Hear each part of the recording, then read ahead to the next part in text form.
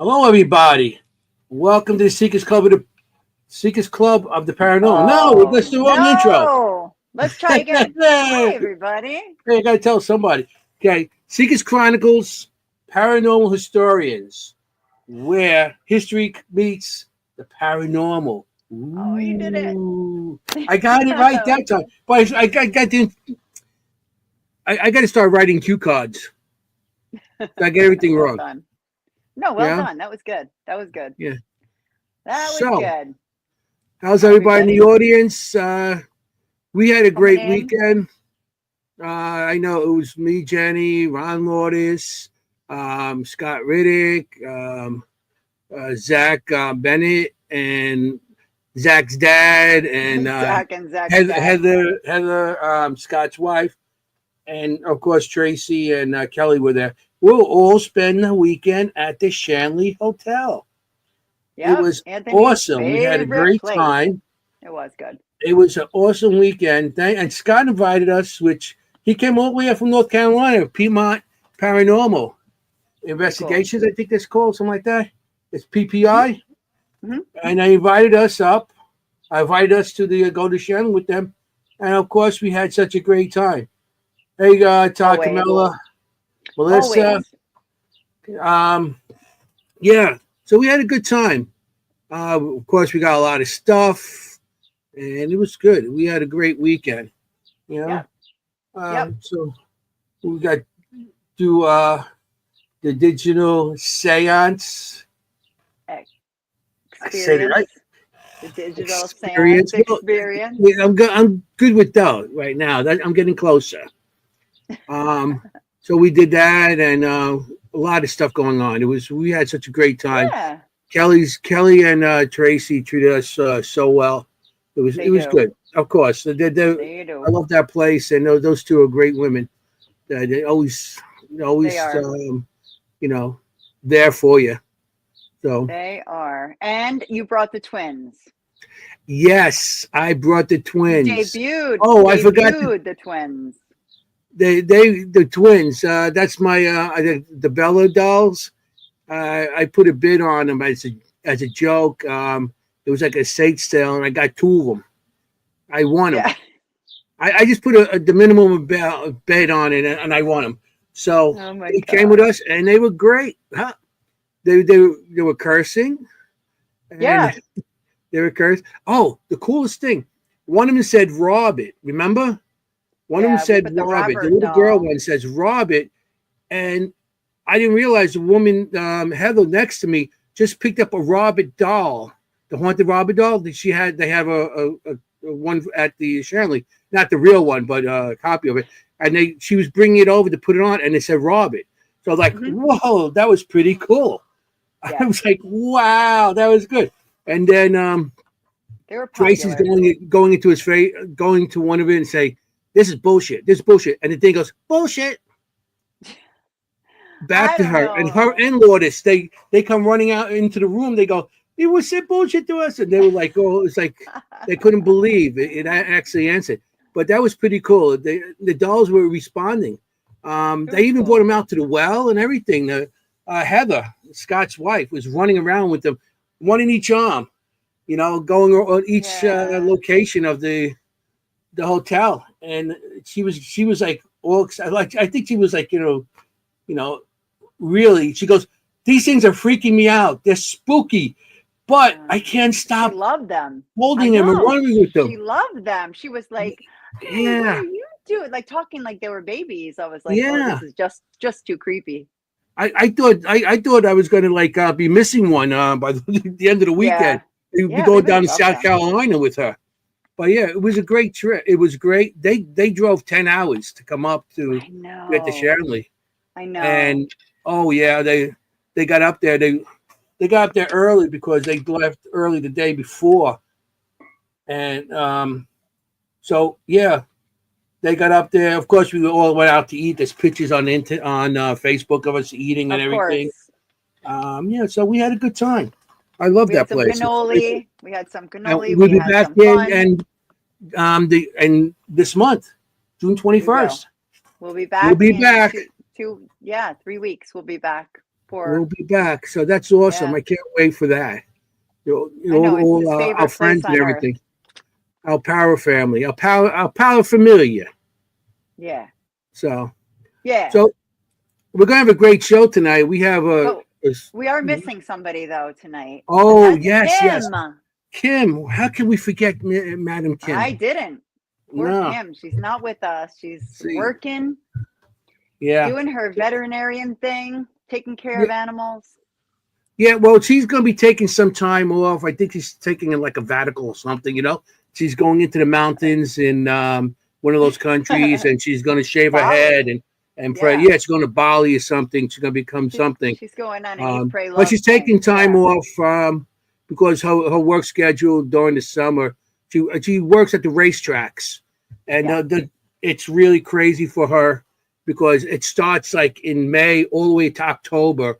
So she's not going to be able to make it. Her schedule goes through our show. So we're going to be missing Kim for a little bit there. So, yeah. Yeah, but, the trio down one. Yeah, the trio's going to be missing one. And maybe I'll have to learn to be a location medium. Not happening. Yeah. Not happening, people. Yeah. Some location you could do. I don't know. So I could make something up. Yeah, you can make it up. Yeah. Well, but let's start the show. We have a fantastic guest. I know him, and we've been friends for a while, Scotty and I. Matter of fact, I met him at the Shanley Hotel, and it was a while. It was a while since I met him, and him and I always like to rip each other apart. So it's like one of those, like me and Ron type of thing. Yeah. So, so he's a great guest. He's going to be a great guest tonight and stuff like that. And I know you know him, so let's bring him in. You want? I'm lucky to know introduce him. Introduce him and give him his intro. Yeah, actually, usually I do a short intro, but this is such a good one that I really wanted to read it tonight. So tonight we have Scott Davis, also known to us as Scotty the Medium. He's got I want to, you always call me fangirl. I almost put Jenny the fangirl because I want to you are a fangirl. Well. I was Everybody comes on, you're a fan. I know I am a fan though. We invite he's good to have heroes on. So Scott Davis is a keen evidentiary medium who faces danger head on. I love this. Whether as a former Marine during 2 tours of duty or now as a street cop pulling the graveyard shift. In Central New Jersey, shout out to Central New Jersey. And I know Scott started a debate on that today, so we'll have to get into that. Yeah. Whether there is because I live in Central New Jersey. He's also an avid paranormal investigator, and I've investigated with Scott, and he's wonderful, and a budding remote viewer, which is Kim's thing, remote viewing. The unexplained doesn't scare him most of the time. Never seen Scotty scared, but he's not afraid of what he can see. He's more concerned about what everyone else can't see. Let's welcome Scotty. Look, everybody's fangirling. My goodness.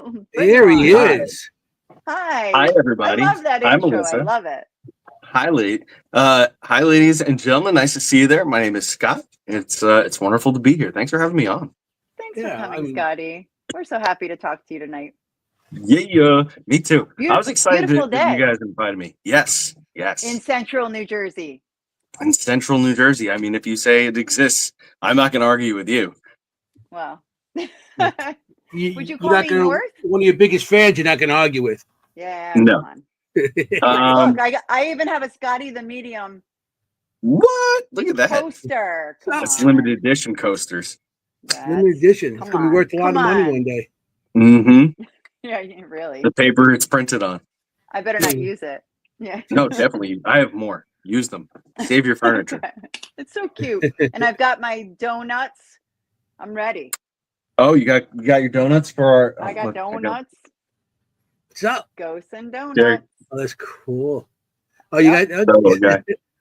I squeeze him down here when I get really frustrated and can't take anymore. I give him a good squeeze and then I put him down and I get back to work. Aww.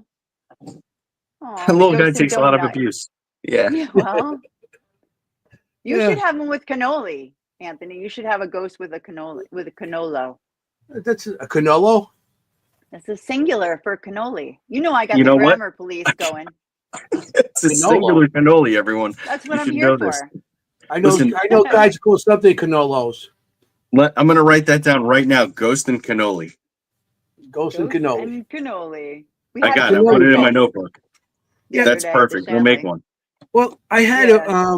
one of the guests we had from Japan. After we got off the show, she made me a couple. Look, Oh, Isn't that nice. cool? That looks awesome. The spelling is Yeah, Uh, it's wrong. but That's I think okay. it's so cool. Those are fun. So cute. Yeah, I it's like she's in Japan and she's sending me pictures of cannolis. I'm like, in Japan? I thought it'd be like sushi or something like that. You're And it's like, no. legendary. But that's pretty cool. I thought it was very cool. It was very nice how to do it. We all know that treats are part of paranormal investigating. You have to have your treats. Yes, you need the quick sugar 100%, pretty much all night, Okay. and coffee, right? That's Mhm. kind of Yeah. how we all survive. Well, I got my And Red Bulls and coffee, so it's something going on there. Yeah. I think Brave. you've had a few tonight. Oh, I'm on I have two inside my cup right now. Oh my I can gosh. tell. Yeah. You know, You so go. yeah, I have to. Because today was one of those days. Like if I didn't take my Red Bull, my wings are not there no more today. It's like one of those He's rough gonna days. levitate. Yeah. If I levitate, That'd be pretty You might- sweet. I'd like to see. yeah, I know. If I levitate, Johnny be out with her the DV was it DV60 whatever DR. What do you listen with? I don't But know. she has a VR60. recorder. Yeah. Oh, thank you. Thank you. You The speak DR60. Anthony. I got you. Yeah. Thank you. See, somebody got me. So you guys were at the Shanley this weekend. What was there any kind of like good like standout piece of evidence that you all picked up? Everybody picked up something. I know the Jenny. What did you get? You got a couple voices and stuff like that. I got the thing with the Always. dolls. The dolls were Always. going off. Those two Yeah. dolls. Yeah. I was like, And your two dolls. That's so interesting for to me, me when. Oh, I'm sorry. Go ahead, Jay. No, go please. I was just going to say that it's always interesting that when things are introduced into the Shanley, how the spirits there and possibly whatever energy is brought with you there kind of like interrupts each other and sometimes makes some really interesting phenomenon happen. It's been interesting to watch in the last couple of years, different items come to the Shanley Hotel and how they add to the atmosphere of the place and the kinds of reactions that the resident ghosts start getting when this new energy started getting put in there. And a lot of dolls, of course, are a part of that decor at the Shanley Hotel. Whether they're all haunted or not, yeah. I don't know, but definitely a really cool phenomenon. So it's neat that you had your two dolls there that I guess you feel like there's something going on with them and you brought them there and they started having all kinds of reactions. And while I was backstage, I was listening to your conversation about the intelligent response of it's saying Robert for that little Robert the doll that they have there. Yeah. So that is always fascinating to me because it really just shows that beyond what we know and understand, there are things or something watching us and they are able to now, connect with us. And it's just a really interesting sort of phenomenon. And I think that if anybody's watching, if you've not been to the Shanley, if you wanted the most chance of something paranormal happening, that would be the place that you should go, in my opinion. For sure. For sure. I agree. It's like, I'd say like 85% of the time that I've been there and I have a key to the front door, so I'm there a lot. I can tell you that they have such a high rate of things that happen. We've been sitting in broad daylight at like 1 PM, just like having a snack and have crazy things just pop off. And it's just really a fantastic location for anybody to go visit and definitely investigate for sure. Definitely. Tracy went up to the dolls with the Mort mask. Uh-huh. And the doll said Mort. And we all heard it say Mort. And it was like, It did. it was like, didn't it say that? And Tracy goes, yeah, it did. Of course, nobody had cameras on at the time or anything recording because we were that's breaking always at the that way. time. And so then I throw everything on and didn't do it again. But it was interesting. It said it. And it said it a couple of times before we got the cameras on. I think Yeah. I had my body camera on, so we'll check. Did you? that. Oh, so you got to go Yeah. back with that. Yeah, That was I'll be up interesting. all night tonight. But Trying that to was find it. was an interesting night. Yeah, it was an interesting good. night. It's always different every time. If you want to get different, like you said, so many layers there. Yeah. I mean, So, for anybody watching, just I'm going to plug real quick. I'll be there mid-July with Cindy Kaza. We have an event, and then I will be there with Mr. Dalen Spratt, I believe in December. So if you go over to thehauntedShanleyHotel.com, you can go to their events page, and if you want to hang out with me and Cindy or me and Dalen, please go over there and sign up and come hang out with us. We'd love to have you. Cindy's cool. amazing. Has Cindy been there? Has she been there before? She just was there recently about 2 months ago. She Mhm. held an event there with a workshop. She loved it. And of course, Kelly is I think I have to at this point pay Kelly as an agent because she does agent work for me all of the time, which is so funny. Kelly's the owner of the Shanley, for anybody who doesn't know. Yeah. So she had a lot of nice things to say, and she convinced the amazing and lovely Cindy Kaza that we should work together and have an event, which is crazy because she's in my opinion one of the best mediums out there. So Yes. it's a big honor to be able to host alongside. You're starting to work with a bunch of people that's been around for a while, and it was like the last year or so, maybe a little longer. Yeah, I just started seeing like, wow, I know him. You see you popping up. Yeah, I'm sneaking in there. It's like, holy cow, that was just cool. It's really again, I know that we all love Kelly, but I gotta say that for me personally, she's one of those folks who has helped push me really far with a lot of really well-known people and spoken so well of me for so long that it kind of just stuck. So I appreciate a big shout out to Kelly. Thank you for always being so nice and saying kind things, because in this business, the business side of it, it can be a little cutthroat. So it's nice to have really nice people like that around saying nice things. That's And For Kelly, sure. she's a sweet woman. She's such a sweet person, and yep. And she'll come and she'll do investigation when she always comes down and sits with us and hangs out with us. And so her and Tracy and so we had a good time, and Kelly's always been good. Even Stephanie. Yep. Matter of fact, Stephanie's going to be with us. We're going to be there again on the 21st if you want to stop by and say hello. Yeah. Of June 21st. I think it's a work weekend, but we'll see. Sorry. You got work. You know how it is. I do. I just want to quit work and ghost and investigate all the time. That's all I want to do. Well, you got to wait till retirement. How many years you got on that? Like 30, 40? Yeah, 100 years until I retire, pal. Got 100 years. Yep. You're a young it's guy. All good. Because while I have my regular job, which I'm very blessed for, it's really awesome to have this outlet that I have with a lot of amazing people like you folks. So I would have never met if I didn't start doing all of these paranormal investigations as I grew more interested in it. Right. So I'm very blessed in my life to have something that I love so much outside of my career. And I really enjoy the community for the most part is really amazing. And I really love going into these really cool and historic places. Like we ran into each other at Penhurst a week or two ago, right? They had the Penhurst Paracon. Did we see each other there? Yeah, Penhurst I wasn't at. No? Okay. So for me, my memory blends, unfortunately, because I totally get it. I thought I saw you there. But in any case, we have you in Bucks County. That's right, Bucks County. We saw each other. Yes. It was pretty recent. Yeah. So there was really cool locations like Penhurst and like the Shanley, Rolling Hills, and all these really maybe not the greatest places to have existed because of some of the trauma and things that happened there. But now looking back historically, I love being able to go in there and investigate. And, with that added perception of what might possibly be on the other side, I do really like interacting with those spirits who do want to talk and still feel like they are part of the living world. So it's really nice to be able to go and peel those layers back and talk about the history in those people. Hi, Lourdes. Right. And you Look up like Master what Moore. I love what you say, people want a voice.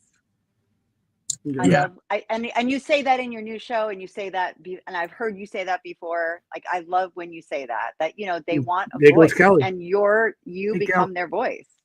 Hi, Kelly. Hi, Kelly. Well, we all do, right? So I know we're all interested in, you know, interested in the exploration of paranormal and ghosts and the things that are beyond what are here in this dimension. So everybody in the paranormal field who sits down in the dark for a couple hours a week and sits a a recorder down to record EVPs, or is coming up with new gadgets, like our friend Tracy at the Shanley. She loves Yes. trying to figure out new ways to communicate, and she has the perfect place to do it. So everybody who really sits down and is really got positive intention about speaking with the other side and getting answers, we're all doing that work. And nobody is more or less important than the other person, as long as you're coming there to really be respectful of each other and those people on the other side. I think it's all of us, everybody who enters into this, we're all doing that same job. So, And I don't know about you, but don't you feel the energy when we get together, when all of us who have the right intentions get together? I feel like the energy just gets so positive and so good, and we do better. yeah, 100%. That's 100% true. I don't know if I'm explaining that right, but you know what I mean, I think. Yeah. When Yeah, you so have good people getting together. when there's good synergy with the team, with the people who are working together, it definitely helps you gel. Because Exactly. when everybody puts their ego behind them and just is like, we're here to figure out what's going on, whether you're working on, you're going to the Shanley that we know is haunted, or you're going into, maybe somebody invited you into their home because they're experiencing paranormal activity. So if everybody going feels equal, and nobody is like, the better person for anything, you really can go there and have some really amazing experiences for sure. Yeah. Yeah. Get it done. Definitely. Yeah. And Yeah, we the definitely. Shanley's always a very favorite. Like I said, I've been going to this in Sal, and then now Kelly. Kelly's did a phenomenal place. She really did a great job on that place. Yeah, and When it still was is. to what is, and she's still working on everything. So I mean, I really applaud them. Her and her husband really, and Tracy helping out and stuff. But Absolutely. they're putting a lot into it, and I recommend that place 100%. I agree. Yep. The spirits are in. The spirits are in. Yeah. I can get that. I got like 3-4 shirts from them already. It's like, Me too. Me too. I going back with Sal with the green shirt, with the ghost, like they had the outside. Yeah. The sign for years. The poor sign had to go. It was rotted away. Yeah. Well, that's how long okay. have you been going there, Scotty? How long have you been going to the Shanley? I think since like 2018 or 19. So not as long as a lot of people, but a pretty good time. Mm-hmm. No, but it feels like it, right? Like yeah, it does. And the place, even though it's been changing for the better and getting fixed up, it's still like this time capsule. And just every time I walk, like the first time I walked into that place, a couple things happened to me that I was like, I experienced and I really love and I still do. So one of the things I experienced was I went there as a private guest. My paranormal team that I was with at the time rented it out for the evening. I got there late, much later than everybody else. So Kelly opened up the door for me, and I remember thinking when the door opened, I was like, wow, this place is actually haunted. Like I could feel it, which was a strange thing because I've been a lot of places that people are like, it's haunted. And it's like kind of like maybe not that haunted. When the door to the Shanley opened, I remember, I think I even said it to Kelly, like, oh, this is haunted. Like this is the real thing. I could feel it haunted. Right at the door, I could feel it. So I experienced that. And then the other thing that was happening was I felt like I belonged there for some reason, like the aesthetic and the vibe of the whole place. Like I could live there. I mean, it would be no problem for me. The only thing they're missing is like a nice, oh no, actually they just put the big screen TV in. So that's really all I'd be missing. There's like 3 or 4 bathrooms and showers and, all the good stuff in there. So yeah, lots of beds to jump on. To go. And now they're going to be putting a sink in Anthony too. The the they're outside putting a area. sink in, Now they're putting a sink outside the in the bathroom. lobby, They have a like in they have the cabin out there and the Oh, piping. okay, cool. So they're gonna be putting a sink there. That's cool. That place is awesome, really is. And Yeah. they He could they live did such there. a great He job. could live there too. Oh yeah, are you kidding me? I could live Definitely. there. I live in the Bordella. He could live there. And I can't give too much out, but Do I you will have a tell favorite? a favorite what? A favorite room? Oh, I do. yeah, I have a I favorite love the room. gentleman's quarters. As far as like where to stay and sleep, I'm a Mhm. gentleman's quarters guy all day. And for anybody who doesn't Yep. know, I love talking about the Shanley. In the Shanley, there's a room. It's very large and it has 5 beds in it. There's a lot of cool paranormal stuff that happened in there, but over the years, it served a lot of purposes, and one of them being housing for military men for some period of time, and then it was also used for gambling and such. So it has this real like cool like guy vibe when you walk in. At least I think so. Yeah. So yeah, that's Man my cave. favorite. Yeah, for sure. Yeah. Yeah. Yeah. That's a cool Very room. nice. Yeah, I always stay in the we're getting stuff Roosevelt in there room. this weekend too. You know. Yes. So, our question is, how did you get started? How did you know that you were gifted with your abilities? So it's always a really funny story with that one. For anybody who's heard it before, I'll try to keep it light and humorous as always. So, of course, like any medium will probably tell you, or anybody who does what I do at some level, will say like, hey, when they were kids, they experienced some things, which I did. And boy, I can't. Speaking of which, divert for 1 second. I was just there about a month ago with Dave Schrader hosting an event, and I had. Imagine having one of the greatest interviewers and paranormal people of our time sitting in front of you playing tic-tac-toe with that wooden board and just digging in. He like literally like interviewed me like he was Barbara Walters of the paranormal, and I recorded it. And he pulled this like really crazy memory out of me and helped me put some things into perspective, which I'm going to put up on my YouTube very soon. It was really, really Cool. interesting, and it changed my idea of how I grew up and how I experienced things, which is really interesting at 43 years old to have a core memory from being a child, and at 43 years old kind of have it changed, or the perspective changed a little bit.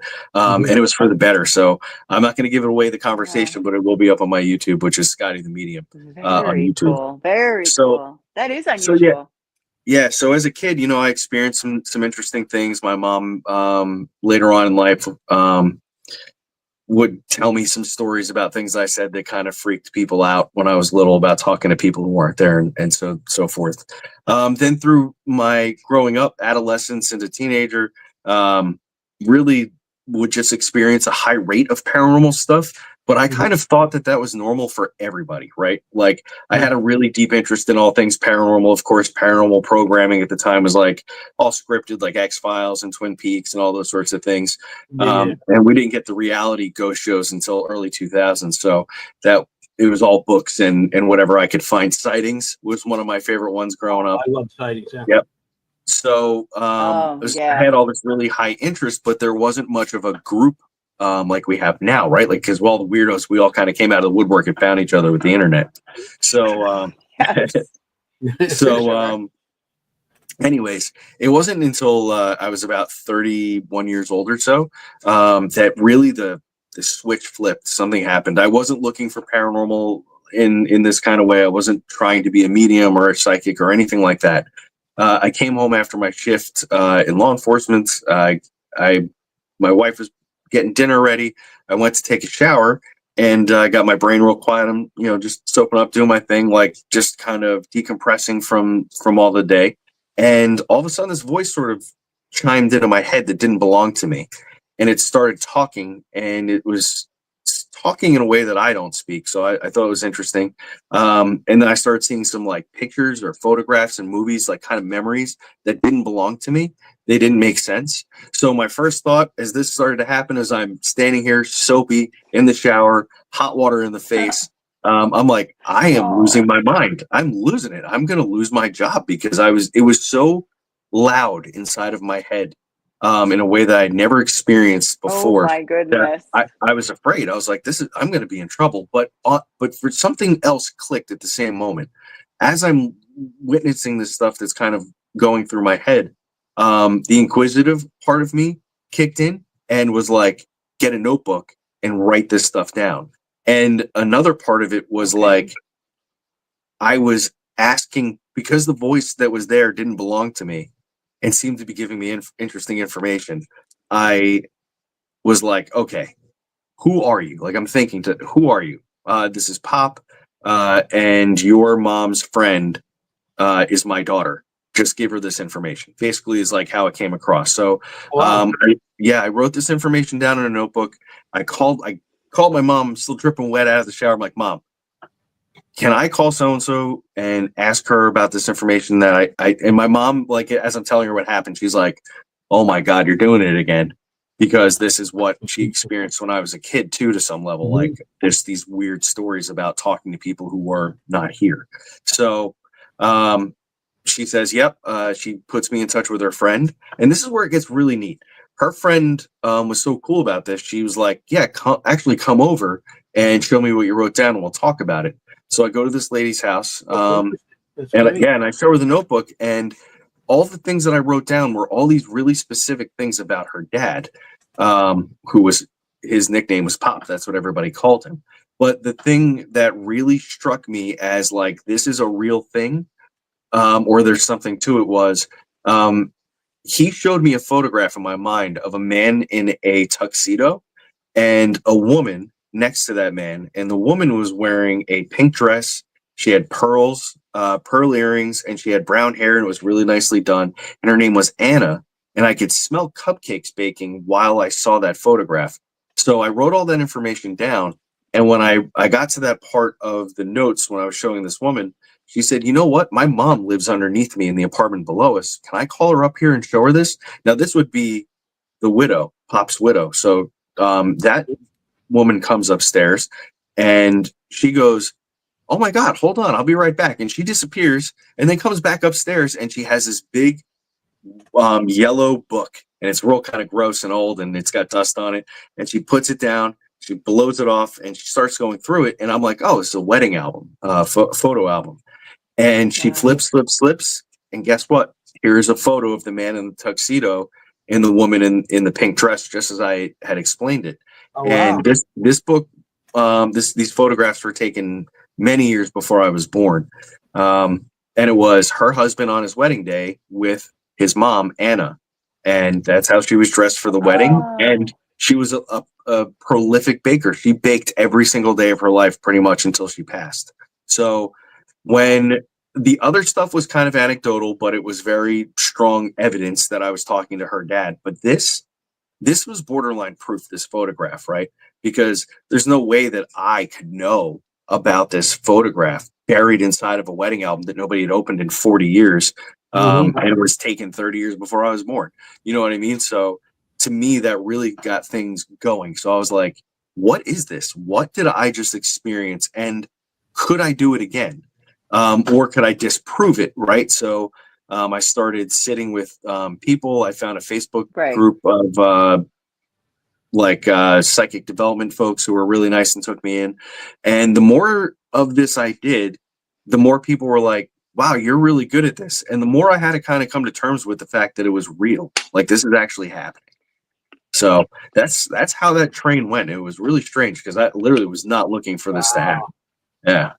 That's interesting. That's real. And then, then you have all the stuff you wrote down was verified by the woman, the wife of the man you were talking about. And then she had the album, a photo album, which verified everything you talked about. And there's no way you're going to know anything about that. So that is so satisfying probably to you. Like, wow, I really did this. And you're probably so like, that was like a changing, probably a turning moment in your life saying, oh, I can do this. Yeah. So that's where it kind of changed. And I really dove into it head first because I really thought it was something interesting, and I didn't and I still don't understand. I'm going to be honest with everybody. I'm not really sure why I was afforded this interesting gift, or why it came awake the way that it did, or why I can continue to use it and develop it in different kinds of ways. but I'm happy for it, and I really try to do my best to use it for good, and help people out when I can. So yeah, it's Yeah. interesting thing Love to be it. able to do. Love it. You share it. You That's mentioned a about it. couple. Yeah, definitely. You mentioned a couple different things there, and I have questions as a non-psychic medium. Um, I know that you have different abilities like smell, hearing. You have a lot Mhm. of them. Some people only have one, correct? Like, Yeah, some yeah, people just can have smells, right? It's clairsentience, clairaudience, clairvoyance, right? yep. Like, which ones do you feel that you have? Like, do you have a list? Can you list them Yeah, for no, us? I know them well. We have to operate. Me and my silly gifts have to operate together every day. So yeah. Okay. So my strongest one is clairvoyance, which is just the ability to see things psychically. So when I talked about seeing that photograph, my eyes are closed and the photograph appeared where my imagination is basically. So I know it's kind of weird to give a non-physical, um, not like experience to a physical place, but I can only say to other people who can do this, if you can close your eyes and picture an apple, um, and if I say to you, like, okay, close your eyes, it's black and you don't see anything, but I want you to just think about a really red, delicious, juicy apple. It's got a little Right. brown stem on it and the green leaf, right? So most people can see that. That's literally the same space that my clairvoyance happens in. So basically, I let it clear out, and that's where spirit puts pictures and stuff for me to try to analyze and play charades and figure out. So that's my clairvoyance. Then there's clairaudience, which is the clear ability to hear spirit messages. They're not exterior audio, they're inside. So the same place that Okay. your inner dialogue is occurring, that's where that I hear those things as well. They just hijack into basically they plug their aux into my clairaudience, and they can talk. A lot of time people ask me a lot, like, well, what if they didn't speak English, the people who you're trying to talk to? So we go back to the clairvoyance. They have flashcards, like all of my memories, the Rolodex of my life, that they can go through and pick out similar things so that I understand. So we all know what a car looks like. We know what a gallon of milk looks like. We know what a baby looks like. So even if they don't speak English, they can go through and be like, select the menu of like pictures for me to talk about in order to bring the message through. And then what Ah, happens generally is after that happens, this strange connection happens where no matter what they're saying, it just comes to me in English and I can repeat it. So and again, I don't know why it works that way. It's just the way my gift kind of developed, right? Then after that, clairsentience and cognizance are these two abilities where you kind of feel and know things inside of you, and that's that real intuition. And I think that everybody, for the most part, has at least that. Like when you get that feeling inside your body, and you're like, I got to call Aunt Claire real quick, and she's like, yeah. oh my God, your uncle just fell off a ladder. Like that's just that Or I was clairessence. just thinking That of you. That, yeah, right? Like right, that. Like, oh, I was just thinking yes, about you. How did That's you when they're know? like the phone yeah, rings and you're like, I was about to call you. yes, Yeah. We've all exactly. had Type of that. thing. Yeah. Even So me. it's really interesting to um, go through that. And then the smell is not something that I would ever rely on, but when it comes through, it's usually really strong. And I always forget that. I think it's Claire Gustin's. And then there's the taste one too. So That's Gustin's. that's I think Gustin's. it's Yeah, I his. can't remember the Yeah. smell one. So smells, we all know what everything smells like for the most part in our lives. But what's interesting is when it comes to the taste, is I've had different experiences, so it's not always like pleasant taste. Like I've actually had, for Anthony, this would be him when he's on the other side in a long time from now, people have fed me cannolis and like bread and like kiwis. One time a lady was stuffing my mouth full of sponge cake, and I was like, I almost felt like it was actually in my mouth. I'm like, whoa, what is this lady doing? And I said it to the person I was reading for. She was like, that's my sister. Yeah, you couldn't get in her house without her stuffing pound cake or that kind of stuff in your Oh, face. that's So funny. it was Yum. funny.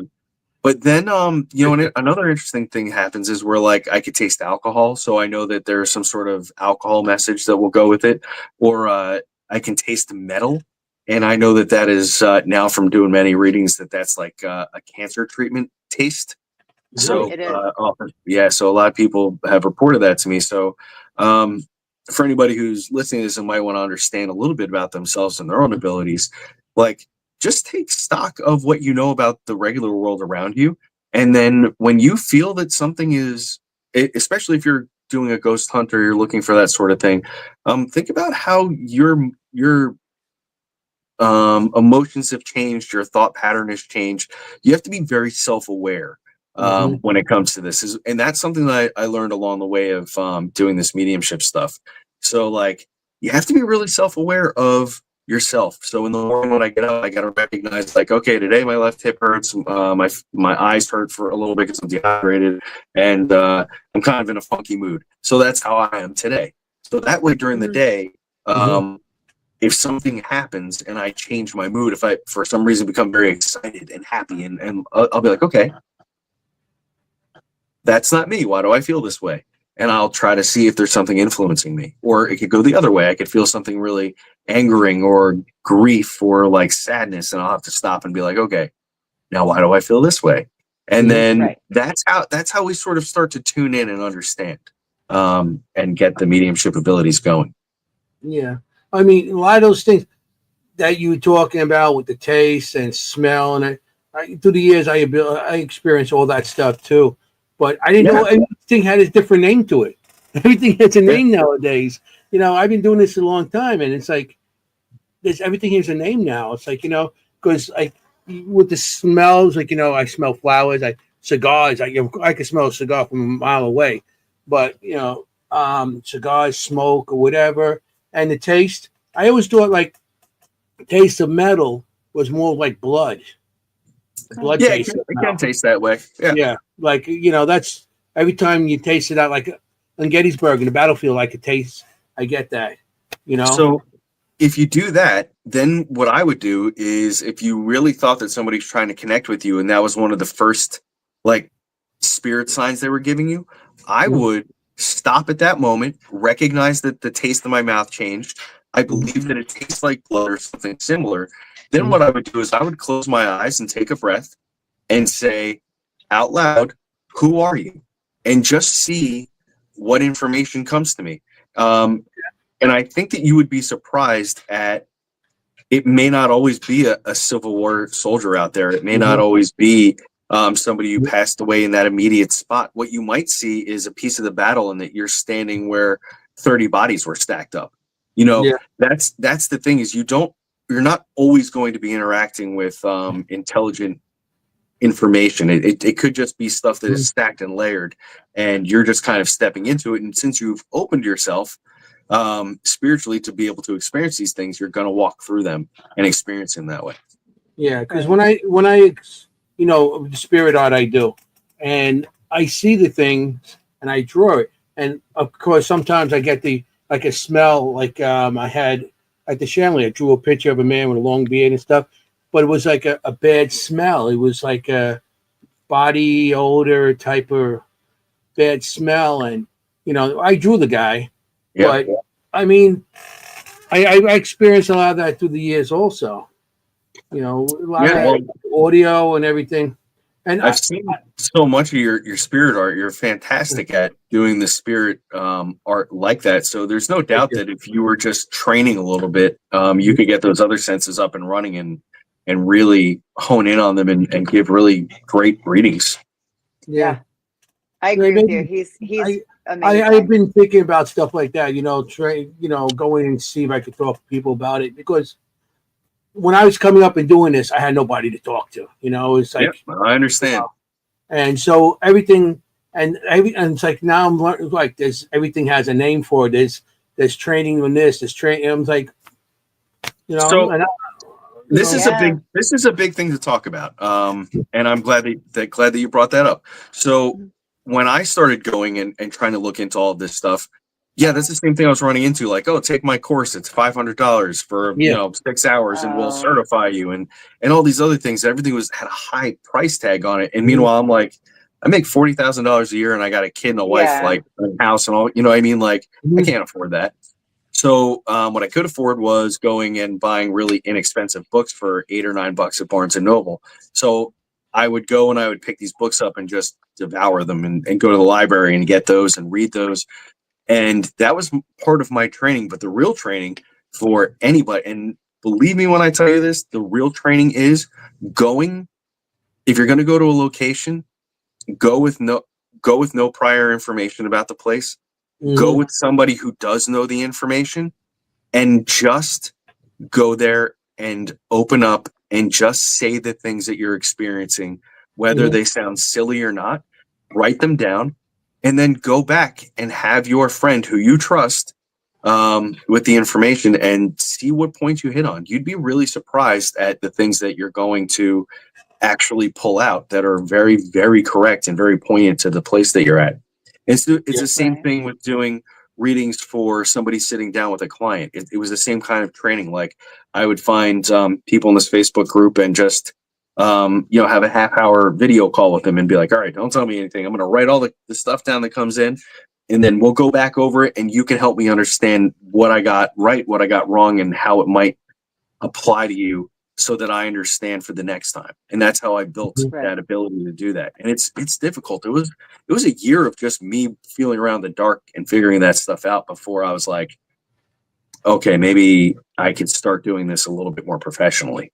But it takes work, because when it comes to this, and you both know this, I'm just saying this for anybody who's in the audience that might care.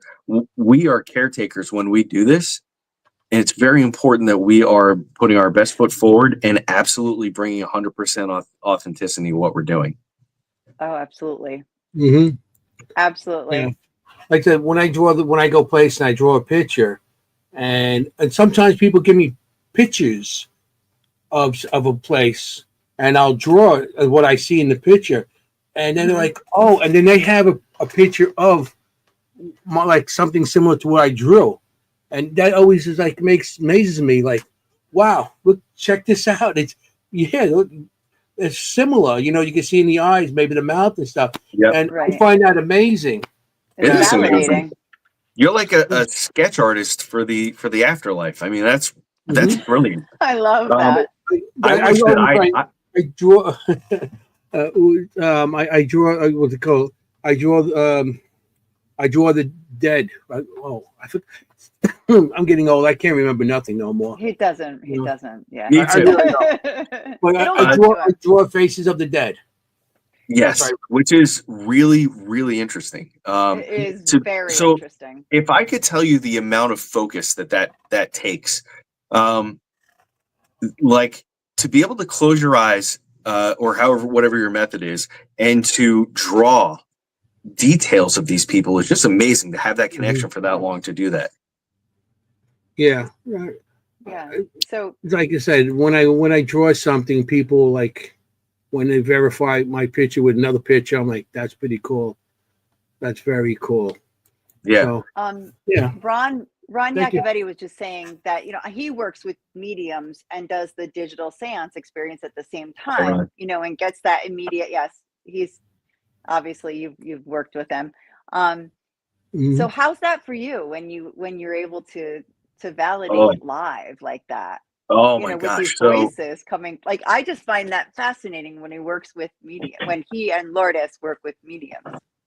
Working with Ron and Lourdes is so much fun because I feel like it brings to life the actual things that I'm talking about, and it's really for those of us who live in this world of like instant gratification, like being able to say like, okay, I think there's a man standing here, X, Y, and Z, and give a description, and do this with a crowd of people, and then have Ron and Lourdes' equipment start validating those things by speaking on what we're talking about is amazing.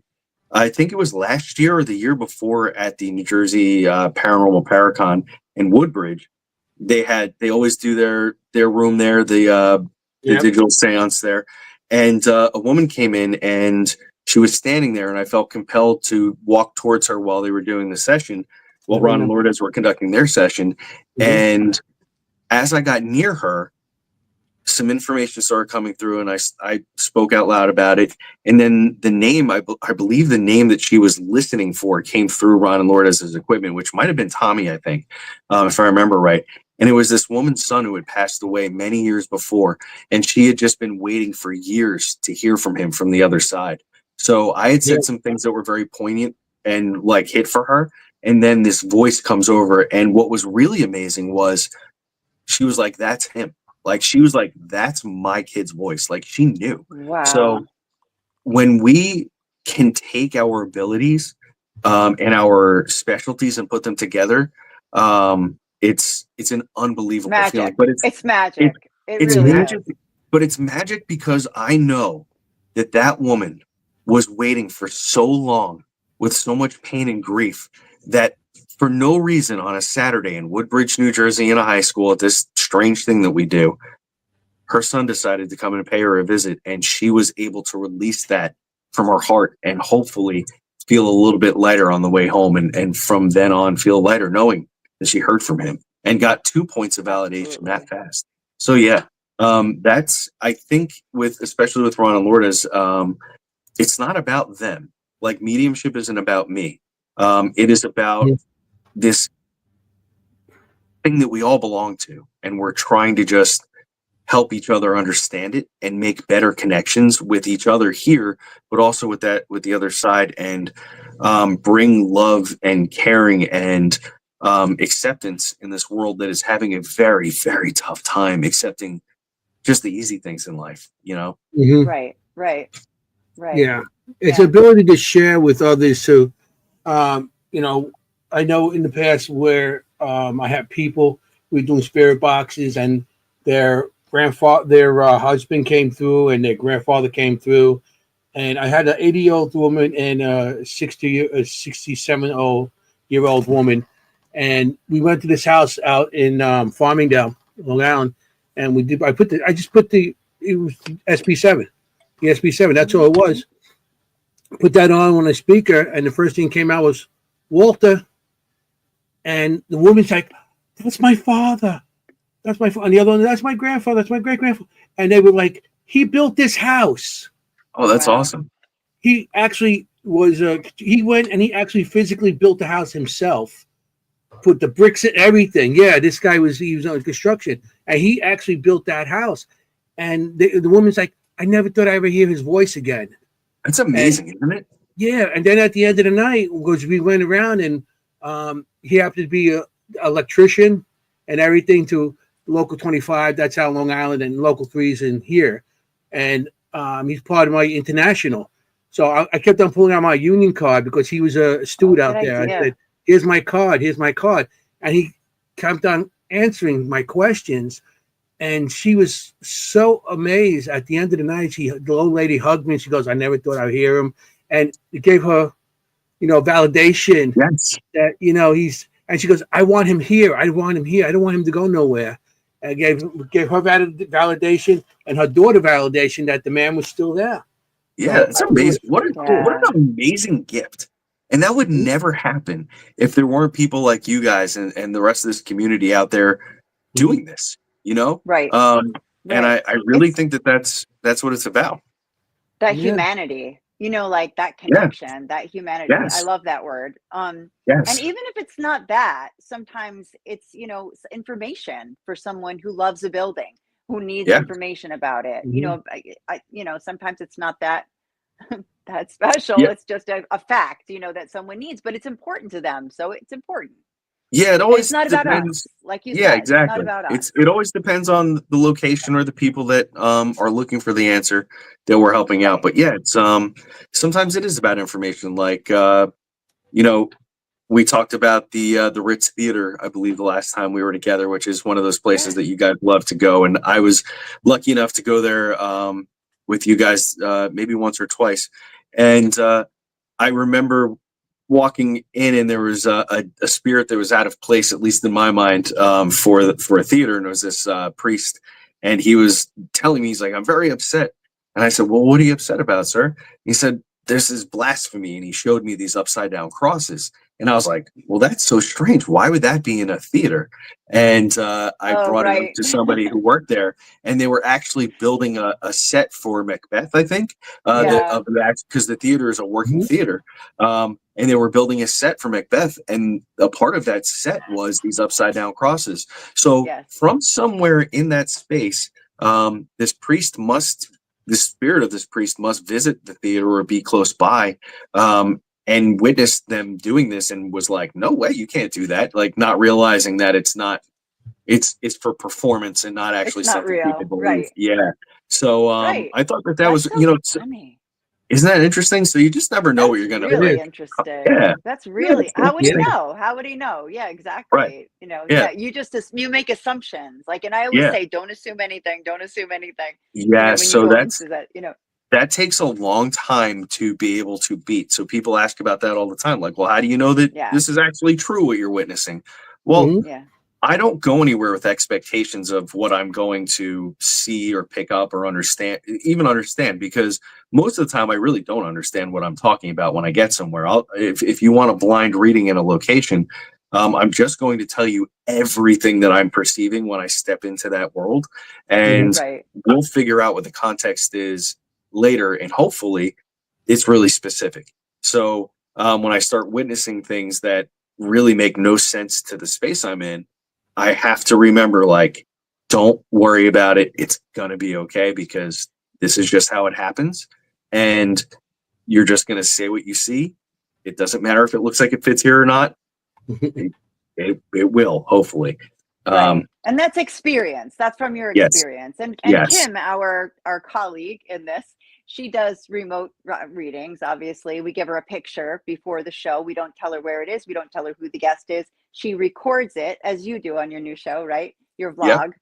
vlog, and gives it to us, and then we tell her, later. So on the show live, she figures out what really happened, in this Oh, it's place, so cool. and we make that connection. But Yeah. as she's doing it, she's like, I don't know what this means, and I don't, that kind of thing. And Yep. and inevitably it makes sense in the end, but because she's Yeah. very, very good. But Yep. you reminded me of her when you were doing your vlog for your new show, which you recorded Yeah. before you got to the location. That's Which very we're much going what to have to Kim get does. into soon. So yeah, Yes. so remote reading is new for you, correct? Well, it's something that I definitely had not tested to the ability of my mediumship abilities. So Okay. I've always, since the mediumship kind of kicked in, the remote viewing has also been just something that I could do, but I didn't know what it was at first, because I had never experienced it.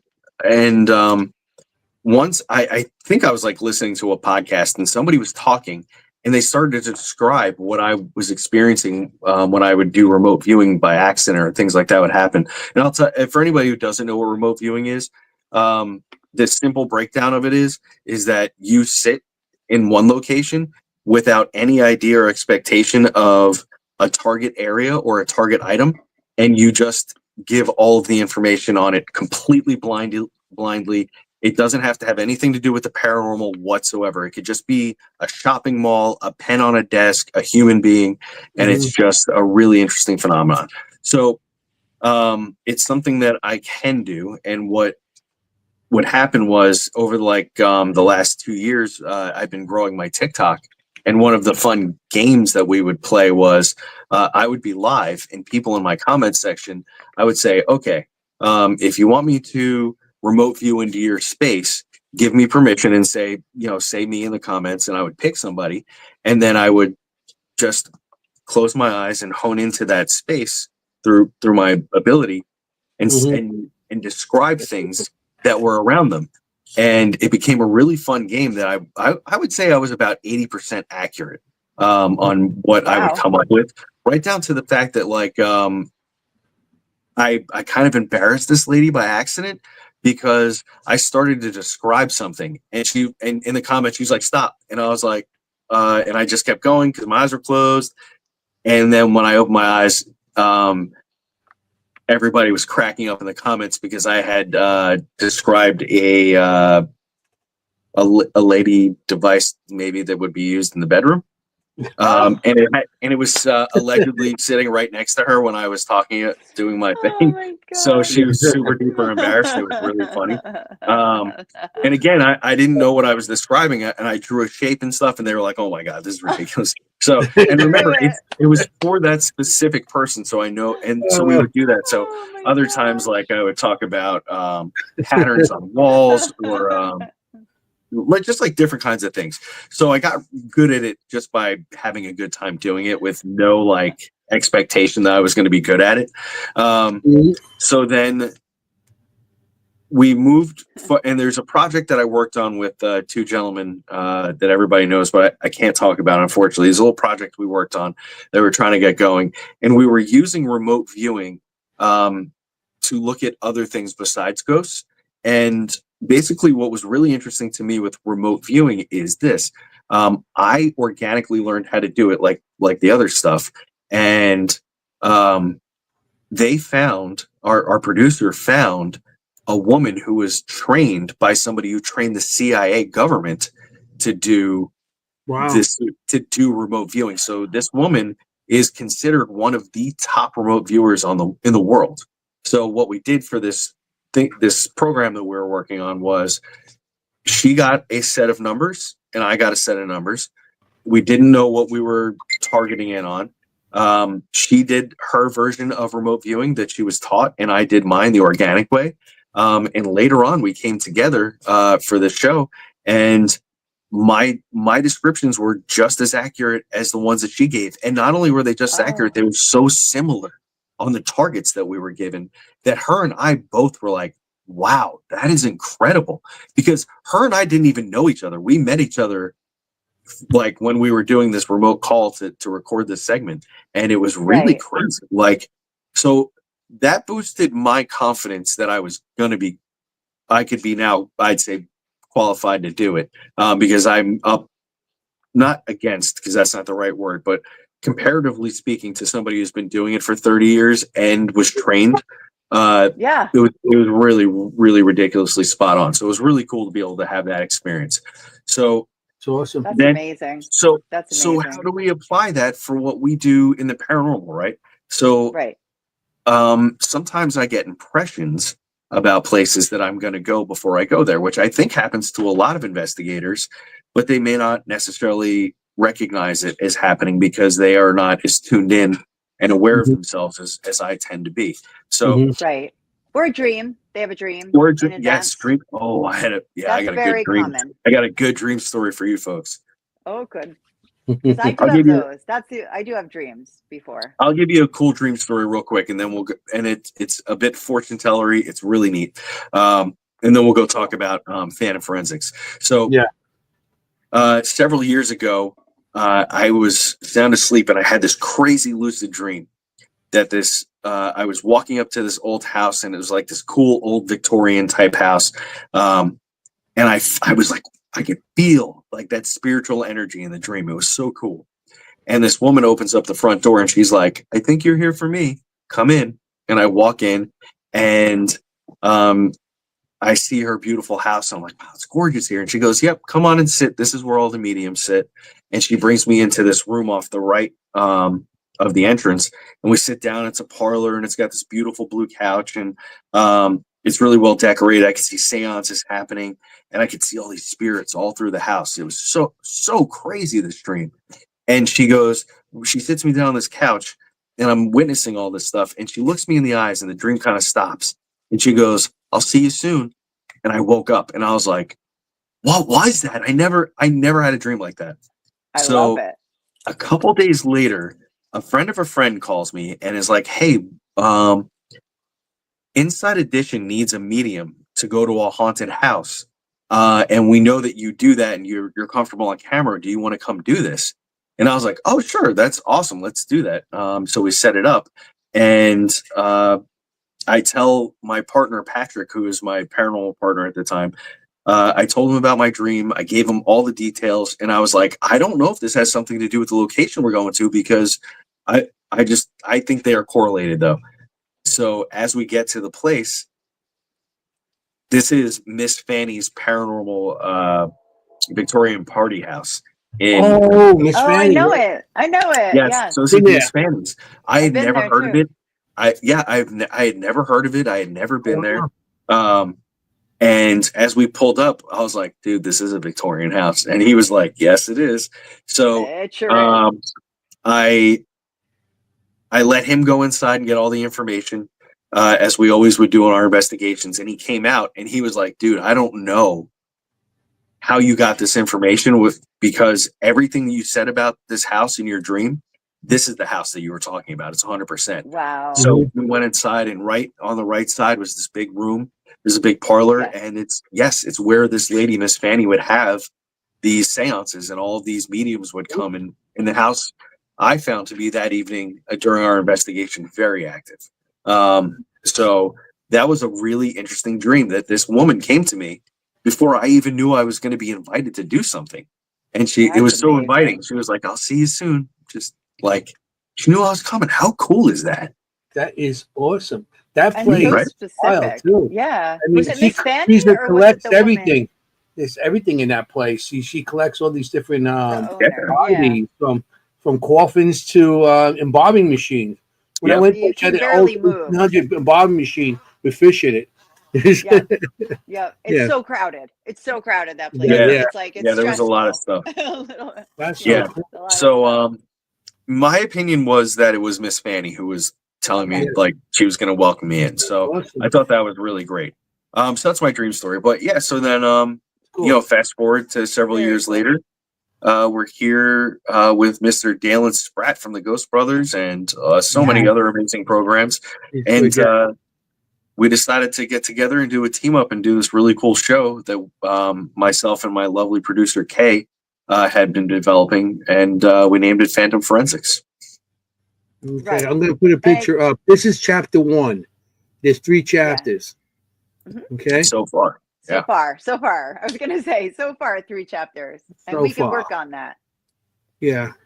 So yeah, this is awesome. in Columbus. So from what I understand, all you knew was that it was in Columbus. Yeah, so my I've producer. seen all 3 chapters. Okay, so my producer, Kay, and I won't give anything away in here. There might be a little Yeah, bit no that we talk spoilers. about, but Well, a if little. if you folks in the audience want to go watch, and I think you should, you'll Yeah. really enjoy it. Oh, It was a lot of fun.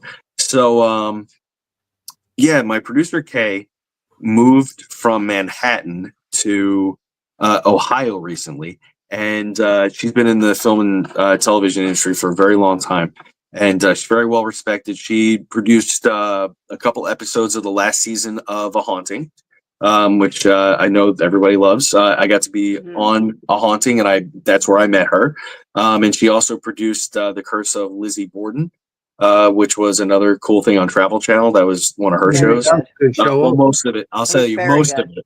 With our buddy Dave, and she did Roswell with Lawrence Fishburne, and then all kinds of other really amazing human interest stories through the years for television. So she's very well regarded and is a lovely woman, and knows what the heck she's doing when it comes to telling a story. So she moves to Columbus, and she's like, Scott, what are we gonna do? The TV industry is kind of drying up. I don't know what to do next. And I was like, we should do some YouTube. I was like, that's the move. Yeah. That's what everybody's doing.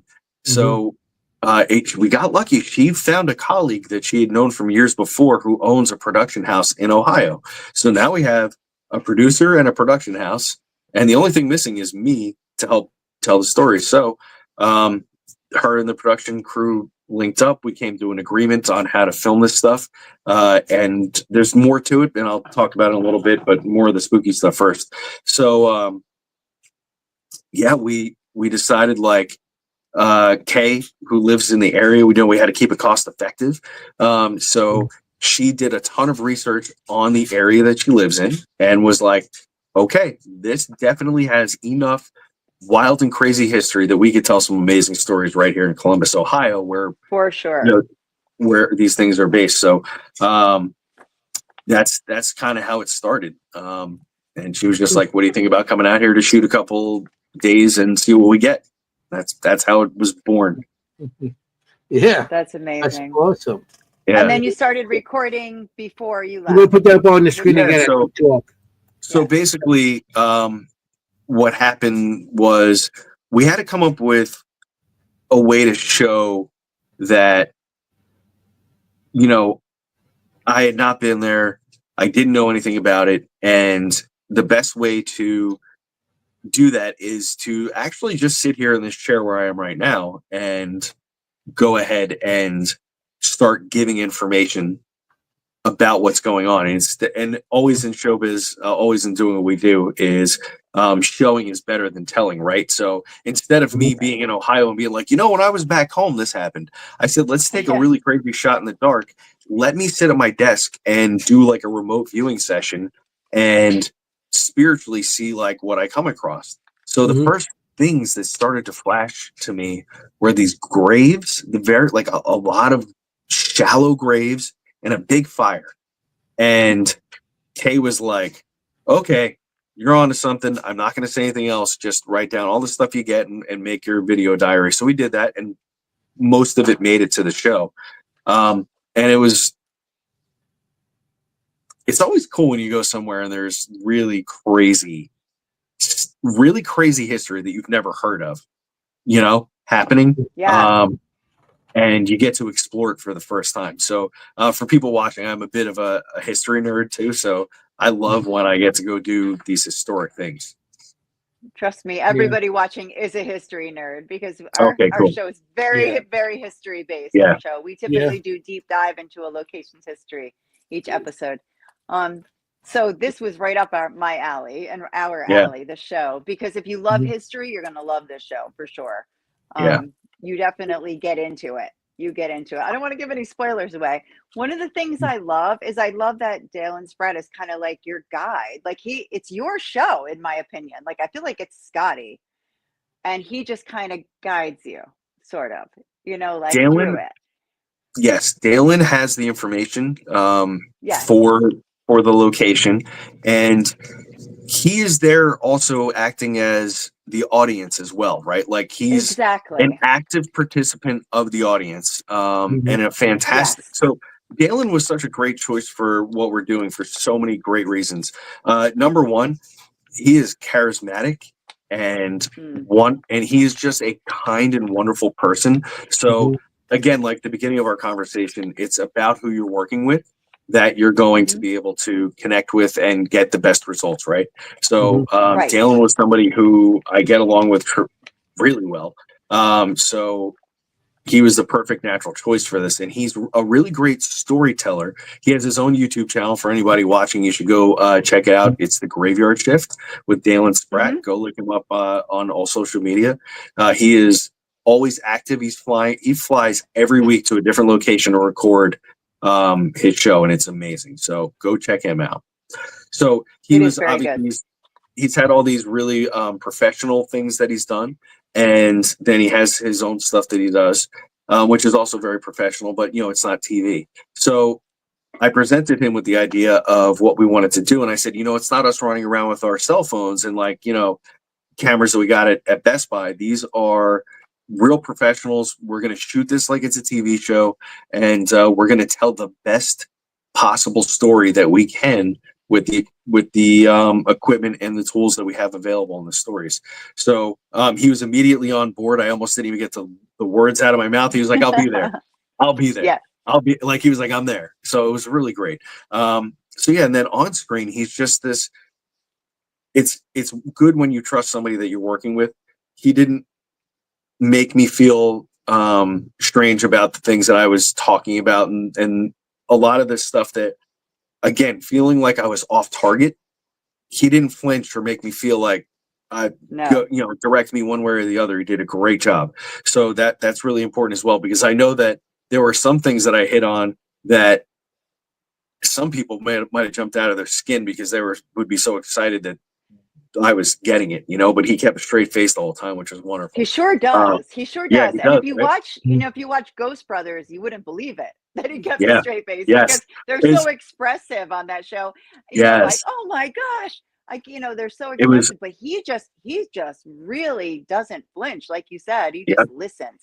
He's a good listener. So great listener. And he was dialed in, and for future episodes, for future chapters, he is going to take a more active role, and we're going to expand that, and we're going to add some other cast members, which we haven't announced yet, but we are working. We have somebody that wants to do it. They're committed. They're a lovely person.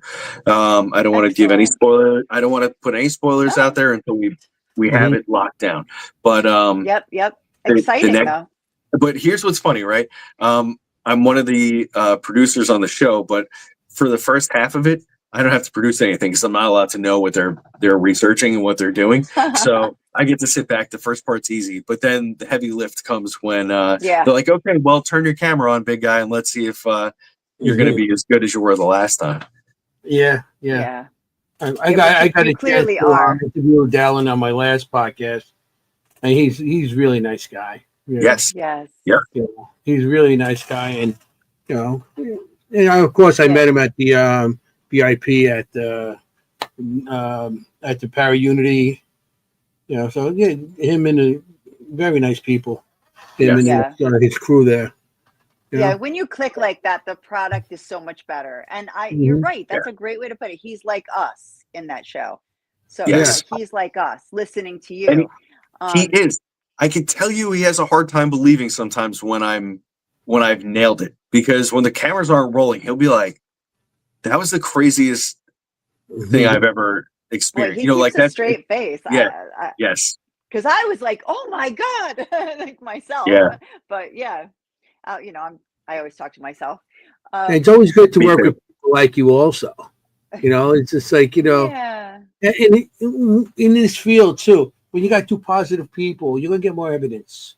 You're not going to suppress, you're going to, to me, if I go in positive or anybody goes in positive, I feel they get better evidence than if you go with negative and. Yeah. 100%. Always. Yeah. Always. Although I will say, also. That last time I investigated with Scotty, he called me all kinds of bad names. We did an SD session. Sorry. And he was calling me lots of bad words. You can't be mad at me for the things I'm just repeating out of the radio. I know, I'm kidding. Yeah, what, you call you a meat eater? No. Huh? No. She's a vegetarian. No, he called me bad words. You eat a hamburger. What? Not me. Fangirl. What? I have to tell my Scotty story. Okay. This is my story. This is his confidence. This is the degree of his confidence. Okay. We were at the Red Mill in Clinton, New Jersey, right? And I got there and I actually purchased a ticket for this event.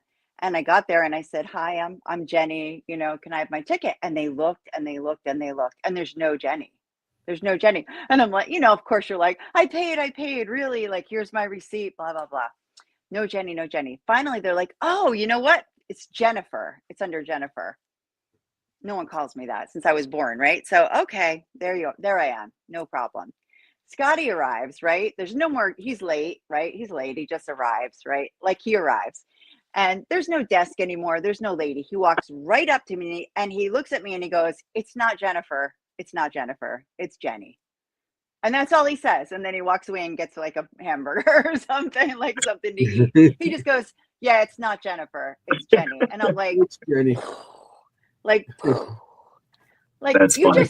just like, "Oh, by the way, it's not Jennifer. It's Jenny." Like, you just are amazing. You're amazing. And then you walk away and then go get a donut. Like, "Oh, by the way." That sounds like me. How in the world did you know that just happened? But okay. That's you. That's my Scotty story. That's just you. You're like, "By the way." It's funny, right? Like today, because I never know what will why I'm being influenced. Today, I went to breakfast with my wife. We went to this place that's a little far away from our house, but we love it. Big shout out to Amy's Omelets in Long Branch, New Jersey. Love you guys. Ooh, yeah. We went out there for breakfast, and as I'm walking in, I start thinking about, this is so random, and please, everybody, I swear to you, I'm a normal human.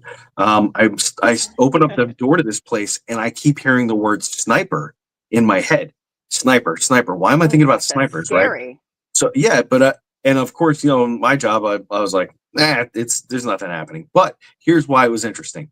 About 10 minutes later, we're sitting at our table. I'm starting to drink my coffee, and these two older gentlemen, about a table or two away from us, are talking.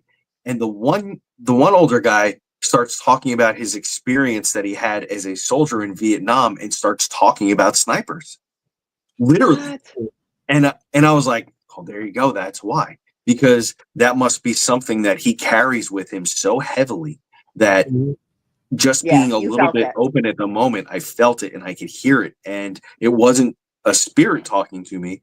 It was literally what was attached to this man's energy. Like he's carried whatever that is with him since he was a young man to now he's probably 80 years old or so, it looked like. So, you just, Wow. again, you just never know why you're getting information. And part of, with Phantom Forensics, that was like the key of starting everything. So for anybody who hasn't watched it yet, please go watch it no matter what we say here.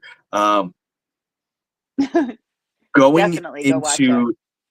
into downtown Columbus, Ohio with no idea of why it might be haunted was a really interesting experience because for anybody who doesn't know, downtown Columbus, Ohio is actually really beautiful. They have a big lawn and there's big office buildings and penthouses and this beautiful river with a cool railroad. I mean, it's just like cool. It's just like a cool place. So when they're like, okay, this is where we're going, I'm like, this isn't a haunted house. This isn't like a structure that I would have thought they would bring me to. I was literally outside. So I was at a loss. And by the way, it was like 10 degrees when we recorded. So big shout out to Dalen from Atlanta for putting up with 10-degree weather in Ohio and snow on the ground. It was crazy. So anyway, just for those folks who want to train themselves as mediums or as more in tune investigators, don't let what you see around you in the physical world influence your feelings. Don't bulldog anybody with your information, but if you just put it out there, there's a good chance that it's correct. And if you do some research, you could back yourself up. Because that's what it was in Columbus. And you make a good point, and no spoilers. You make a good point in the show that don't judge it by the age of the building. Don't judge it by what you're seeing in front of you, right? Like it might be a brand new condo, let's say, right? But you're seeing something much older or something much different. Don't let that influence you. You make that really good point in the show. Yeah. I mean, also, when you go into locations, I find out that some psychics give a name to a spirit in certain locations. And instead of paranormal people going in and trying to go in fresh, they'll pick up on that name, and all night long, all they'll do is X that one specific name. Right. I mean, just go in and see what you could get. Start fresh. Yeah. What everybody else got in the past. So just see what you could get. Go in open-minded. Right. Don't go in closed-minded with somebody else's evidence and stuff. Just go in. Unless you got evidence in the past that you want to verify, okay. But go in fresh on every investigation. Right. So that's what I feel. Yeah. And so that was the big... And go in.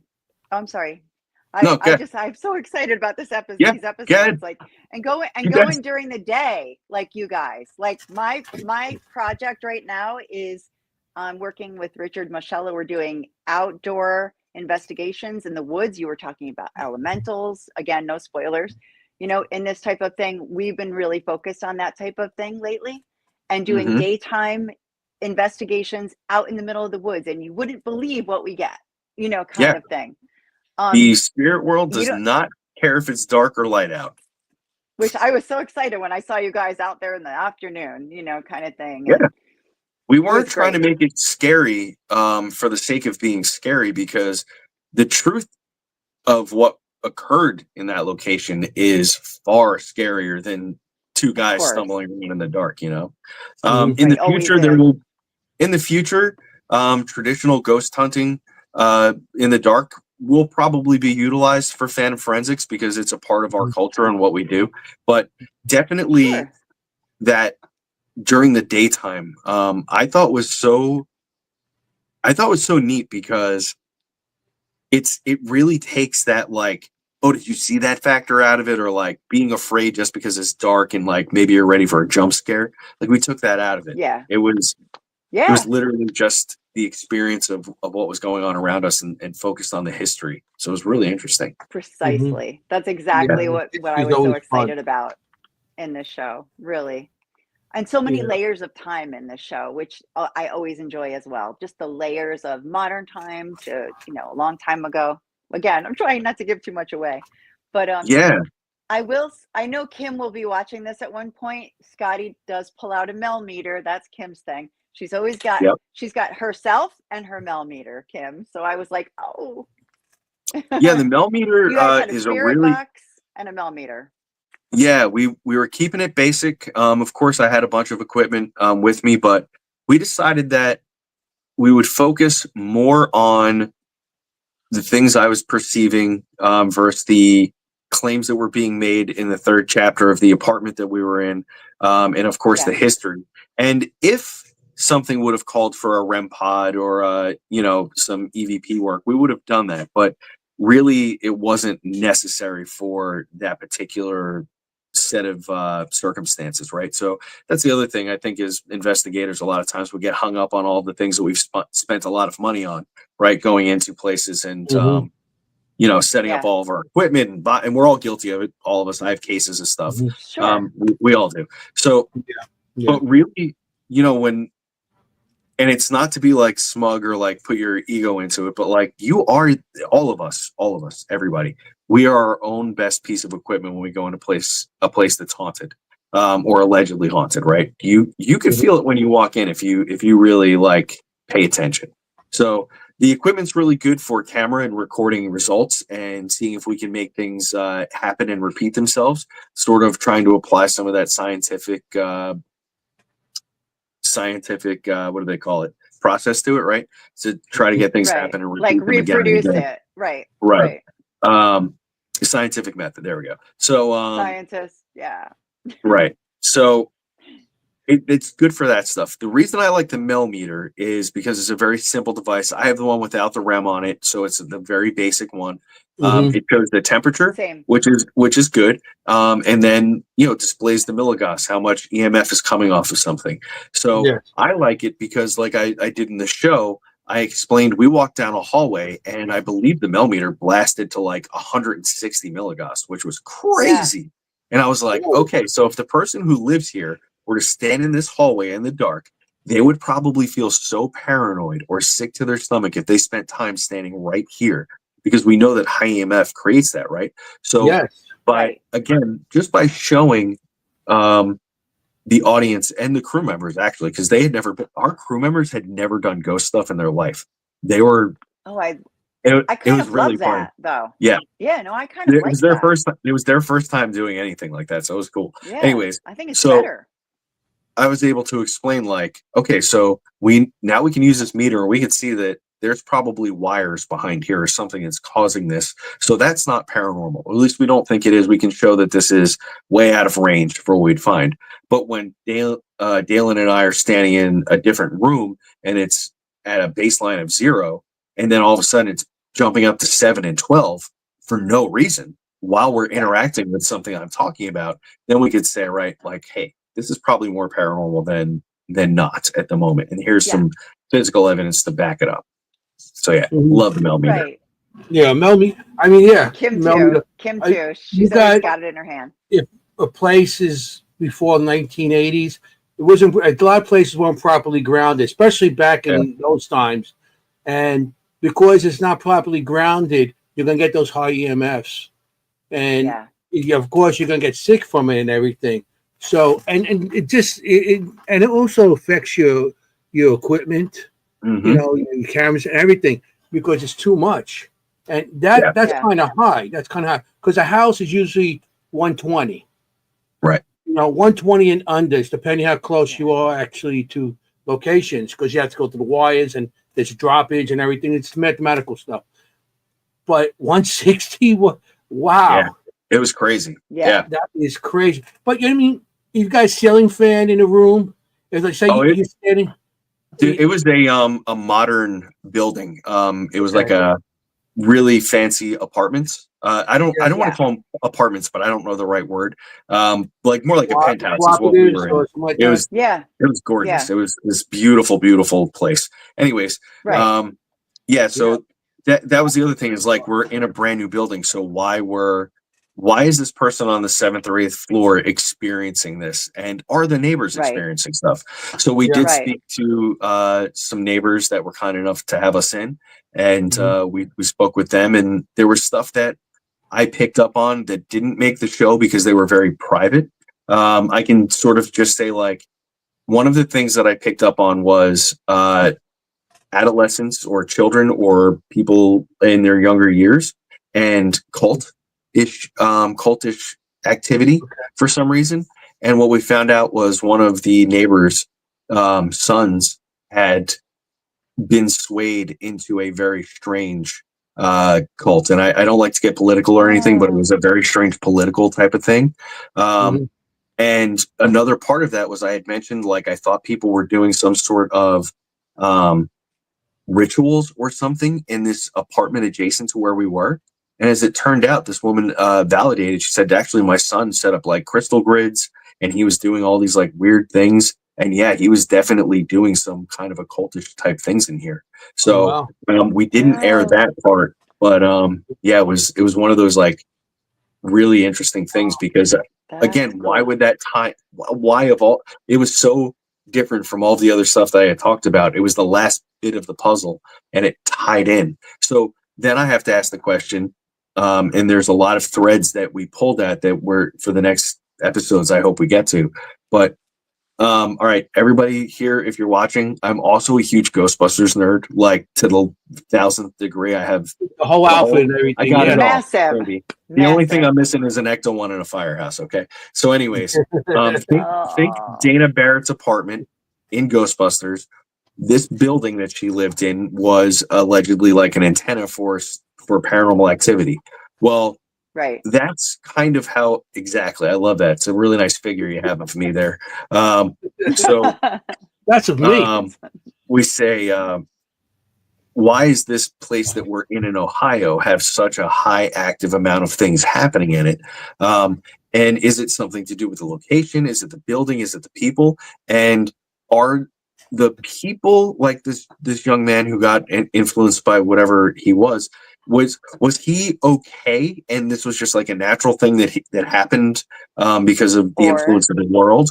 Or was there some sort of entity that saw a crack in somebody's psyche and took a shot at them and kind of splintered them a bit, unfortunately? And for anybody who's watching this, I am a very practical and very down-to-earth person. Not everything is ghosts, not everything is paranormal. I have a lot of training in mental health, and I could say that I would say that mostly I know the difference between a paranormal issue and something is a mental health issue. And if I don't, or I suspect that it might be mental health, if I don't know, I find somebody who does know when we're dealing with those sorts of things. Right. We have the opportunity, because we don't want to, I'm not a doctor and I'm not going to misdiagnose anything. So I want to always make sure that when I'm talking to people that have these crazy claims, that we really get a good idea of who they are and their family history and understand who they are as a person before we start being like, that was a ghost that made the, we don't want to get into that.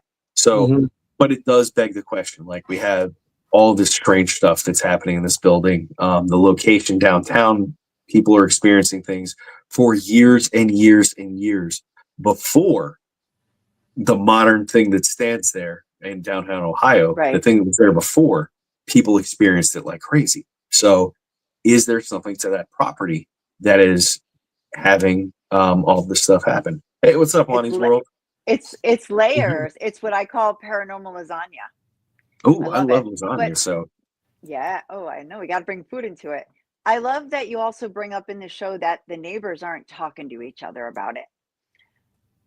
That they're not talking to each other. So sometimes I think, if you are, like, say, in that situation and you're experiencing something, maybe you're in the elevator and you're like, hey, ever have anything happen? Because you have to, you never know. And other people might all be saying the same thing, Yes. I live in buildings like that. I live in a cooperative here.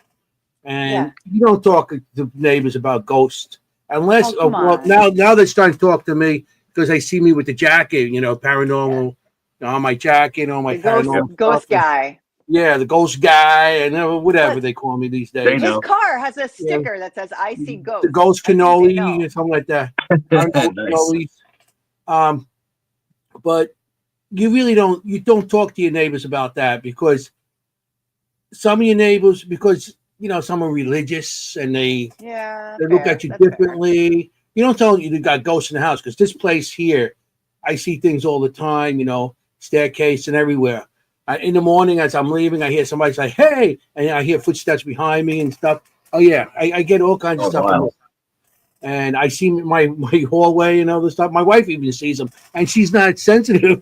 She sees them. That's how much she got stuff here. But you don't really get in the elevator and say, "Hey, what's up? Did you see that ghost last night?" It doesn't work that way, because some people don't believe it, and plus you got all different types of religions, and people look at you. I mean, to this day and age, because we're in a community that we talk about it, and we look at each other like, "Wow, that's cool," and stuff. But some people, you talk to, and then they get you first. They get that face like, "Why do you do that for?" Oh, I'm sure. It's not like you're going to talk to your neighbors about what's going on with the ghost situation. I would, but they already know I'm nuts, so it doesn't matter. Yeah. So they pretty much know I'm crazy. So, but you must experience that, Scotty. Like, different reactions from different people. But hey, you know what? You got to be you in the end. Yeah. Yes. I always tell people, don't labels aren't great. So if you don't, they're not. if somebody's uncomfortable with that part of me, we don't have to explore that at all as friends or relations or anything like that. If they don't want to talk about ghosts, I hope you like talking about cars or what's been on TV, because those are the other two things that I really enjoy. So, I could talk all day about those things as well. Yeah. Or donuts. Exactly. Donuts. Yeah. You got to be well-rounded. Ronald Lourdes bought 24 donuts you missed this weekend. Oh, they did. Son of a gun! I had to work. You guys always and have fun when I'm they working. bought your donut too, with the paint on and everything. They had a couple of those. Oh, sorry, I couldn't come, guys. So That stinking work. The place always has me coming in. They won't pay me unless I show up. Oh, it's so. What's stupid. wrong with them? I don't know. It's I know. Come on. Come on. So can you explain how the next episode is going to work? Because I definitely want people to go watch this. Man, I would love to be able to tell you. Like I said, I don't know. It will be shot similarly. So the vibe of the show, I hope everybody that watches it likes it. Again, it is a professionally produced television show. We just didn't have a network. We'll talk about that. We didn't have a network to put our television show on. So we said, you know what? Myself, Kay, my producer, and the production house, Elevation is the name of the production house. The three of us decided we were going to form our own network. So we have a network on YouTube. It's called the Signal Network. It's where you can find Phantom Forensics. And right now we are looking for programs like this. So for those folks out there who might have a podcast, or if you're a YouTuber or some sort of, you have some sort of channel that doesn't get a lot of love, but you put a lot of work into and you'd really like to see it do better, what we're doing is we're taking your shows that you've already made and put love and hard work into, but you're having difficulty with the YouTube algorithm. We're taking your show and we're putting it on our network, and we're going to pay you guys 70% of the view, whatever you make in views. We take 30% and put that back into the network to get more shows going and make more episodes of the really professional stuff. So that is what we're doing. And it's completely free because it's on YouTube. So all the folks out there, if you're like, boy, I've been pumping this channel and I love it and I've been working on it for years and I put everything into it, but nobody sees it. Well, guess what? Now you can get in touch with us and we can look at it, come up with some terms, and we could put it up on our network, and it will be played after new episodes of Phantom Forensics and other shows like it.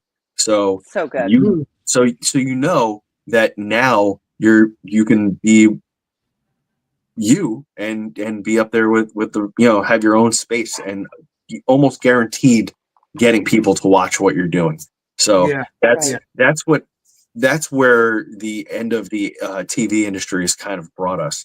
And so that's we literally have formed our own network, and we're going to be I can't talk about all the cool stuff, but there's a lot. I'm very blessed, and I know. boy, did we step in the So right cool. direction on this. So for the next episodes of Phantom Forensics, there are things I'll give the last clue on something that I talked about, and how it came about, and then how I can only speculate like you guys. I'm in the dark. I have no idea, but I speculate that we will be following this clue. So, Dalen and I will get back together with a third and maybe even a fourth cast member. We have a couple people that we really want to. By the way, Hey, why everybody no, this is, by the way, as I'm talking to everybody about this, one of the best things about what we're doing is there's nobody in a network really that can tell us no. So if I decide that I want to have whoever I want on my TV show, nobody can say no because I'm the boss. So I can bring all of my amazing friends, that I've made so far in all these locations. Like, we can really do some really positive, amazing work with this. It's just going to be a team effort.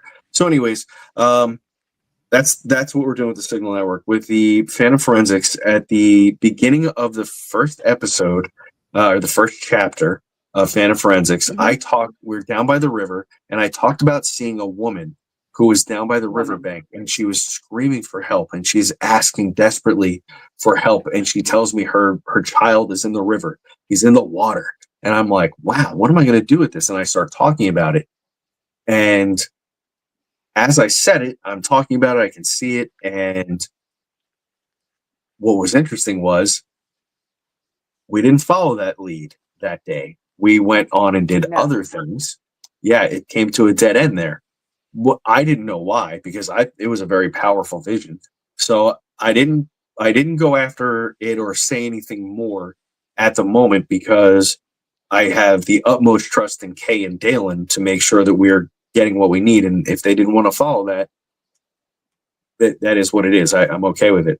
Well, later on, after we shot everything, I found out why they didn't say anything, because they didn't know. So I was talking about something that they didn't find in their research at all. And as it turns out, we had a couple people researching for us. So while I was talking about it, they were like, we don't know what he's talking about. So we didn't follow that lead. And come to find out,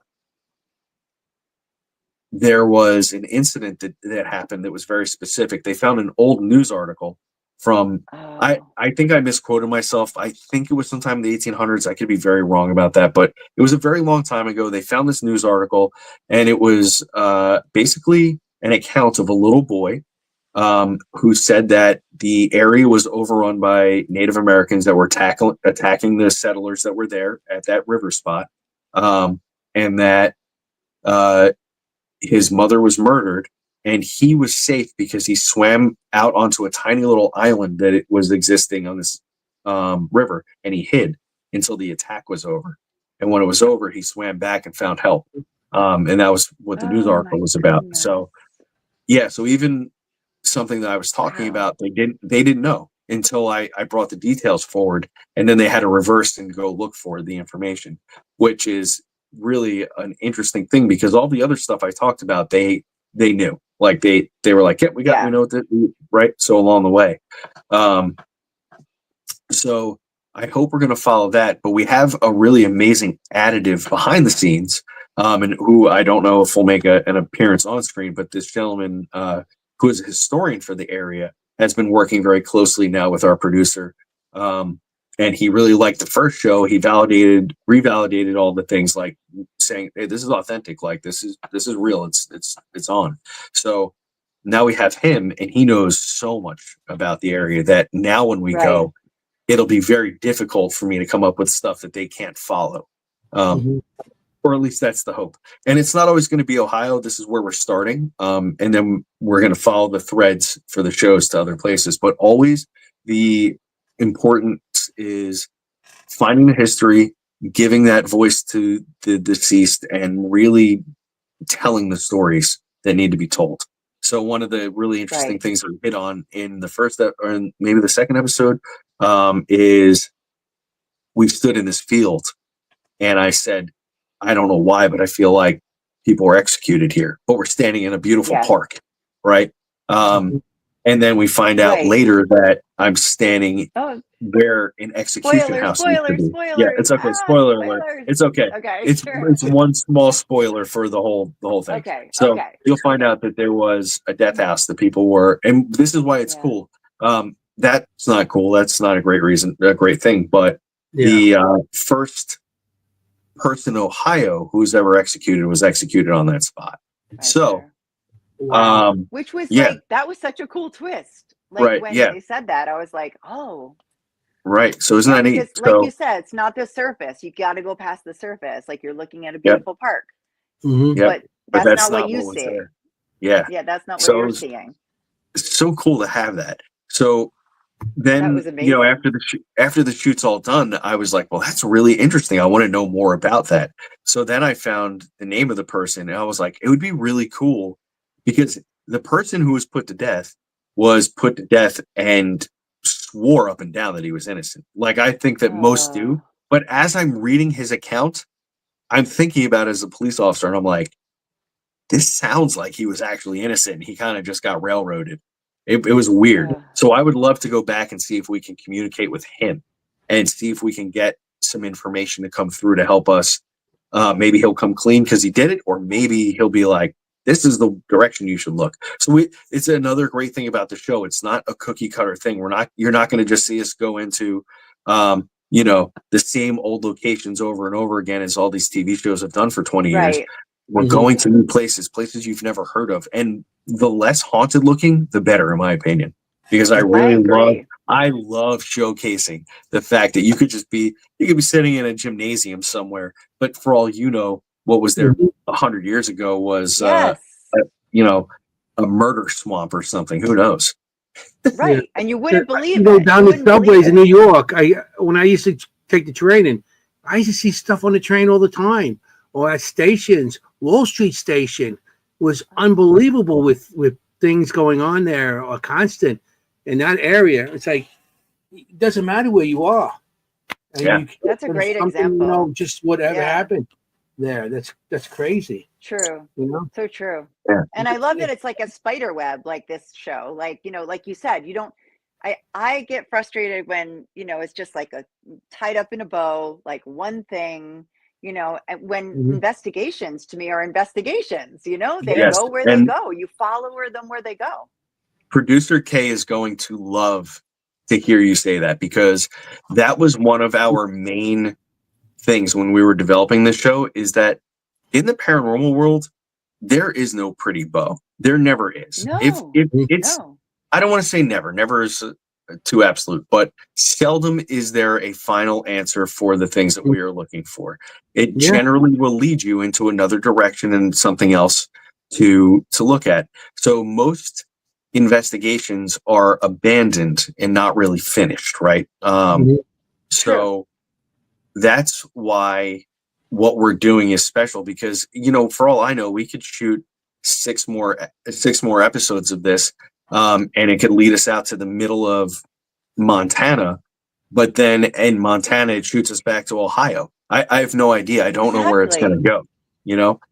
So that's kind of how Phantom Forensics is going to roll. Yeah, and it's just going to be part of your show. And we can bring in people who are specialists as we go, and it's not always big name celebrity folks that we know. It's going to be people like you and Anthony and Ron and Lourdes, and people that have been grinding away, that deserve some time in front of a camera and telling their part of the story and being important for what we're doing. And everybody has a special space for that, so that's part of what we want to do. And I want to make 1,000 of these episodes.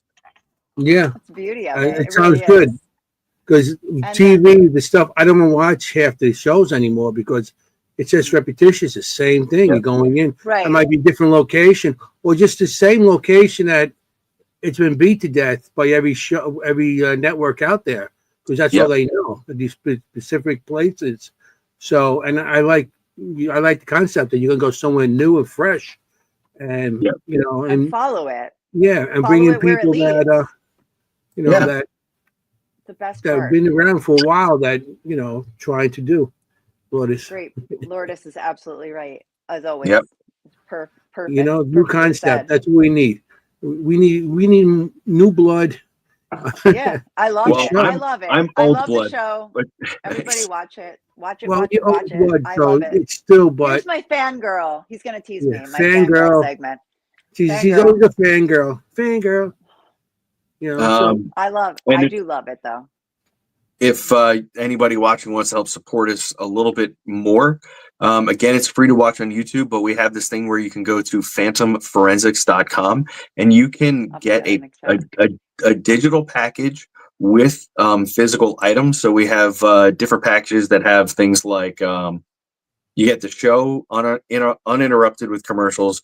You get like one package has patches and stickers for the show. Then another one has I forget what other cool stuff, but we have like a blanket. And then if the higher up the package you get, one has we'll have a virtual Q&A with Dalen and I. So we have a Zoom meeting set up where you can come on with us and, you can talk to us and hang out with us on Zoom.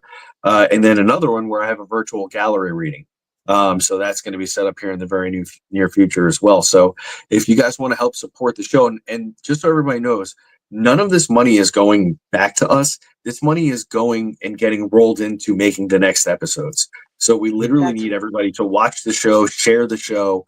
And if you have, a couple bucks in your pocket and you want to support us and get something back, phantomforensics.com, check out the website. Big shout out to Elevate out in Ohio. They did a fantastic job getting the website set up. The editing is superb on the show. The music, like everything. So everybody knows, just so like the paranormal stuff is really great too. But just so you all know, like we had the guy who edited our show. He also helped edit like one of the big movies that sticks out for me is Insidious. So he's a professional editor. So the reason the editing looks so good is one, because Miss Kay, who's a fantastic producer, and this gentleman Eli, who helped edit everything. And he's worked on some really big projects in the past. So then we had our own music made for the show. So that's why it has its own vibe. It's not stock music. We came up with that. Thank you. That was Kay. She loved the music, and she had great direction on that. And just the whole vibe of the show.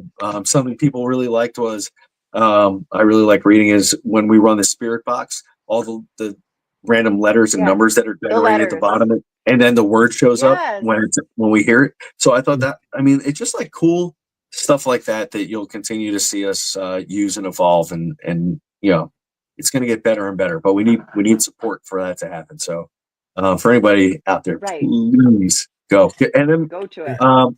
I've teased this before. We have other people that Dalen knows that have been on TV together, and I know they're very interested in doing some more projects. Dalen has something fleshed out already.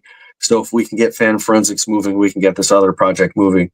Then we have a huge project sitting ready to go. And it is Bigfoots and aliens and government cover-ups and conspiracies, and not just talking about them like they do on History Channel, active investigation into this stuff. We have it developed with two really great guys signed on. We have them. We just need this to work. So everybody's watching again. This is literally the paranormal network and beyond for everybody who's been missing that. Like, we're doing it, and we're not having the bigwigs tell us what we can and can't do. We're making paranormal TV for us, for the people who want to see it and want to watch it. So that's funny, because when Dalen, I interviewed him, and that's what he says. Where to go? Because we were talking about how the shows and stuff and how to produce. He goes, where to go is go on YouTube. Yep. Because you have nobody telling you what to do. And everybody I spoke to that, celebrities and stuff like that, that's always their thing. It's like network always tells them. Some guy in a suit sitting in the office has nothing to know about paranormal, telling them what they should do. Right. So one of the things when Kay and I have developed quite a few ideas for shows over the years, stuff that has made it to the top echelon of paranormal and television networks for approval. and basically like they were yeses until the very last person. Like one executive was like, we could say yes to this if Scott could guarantee that he finds a body at the end of every episode.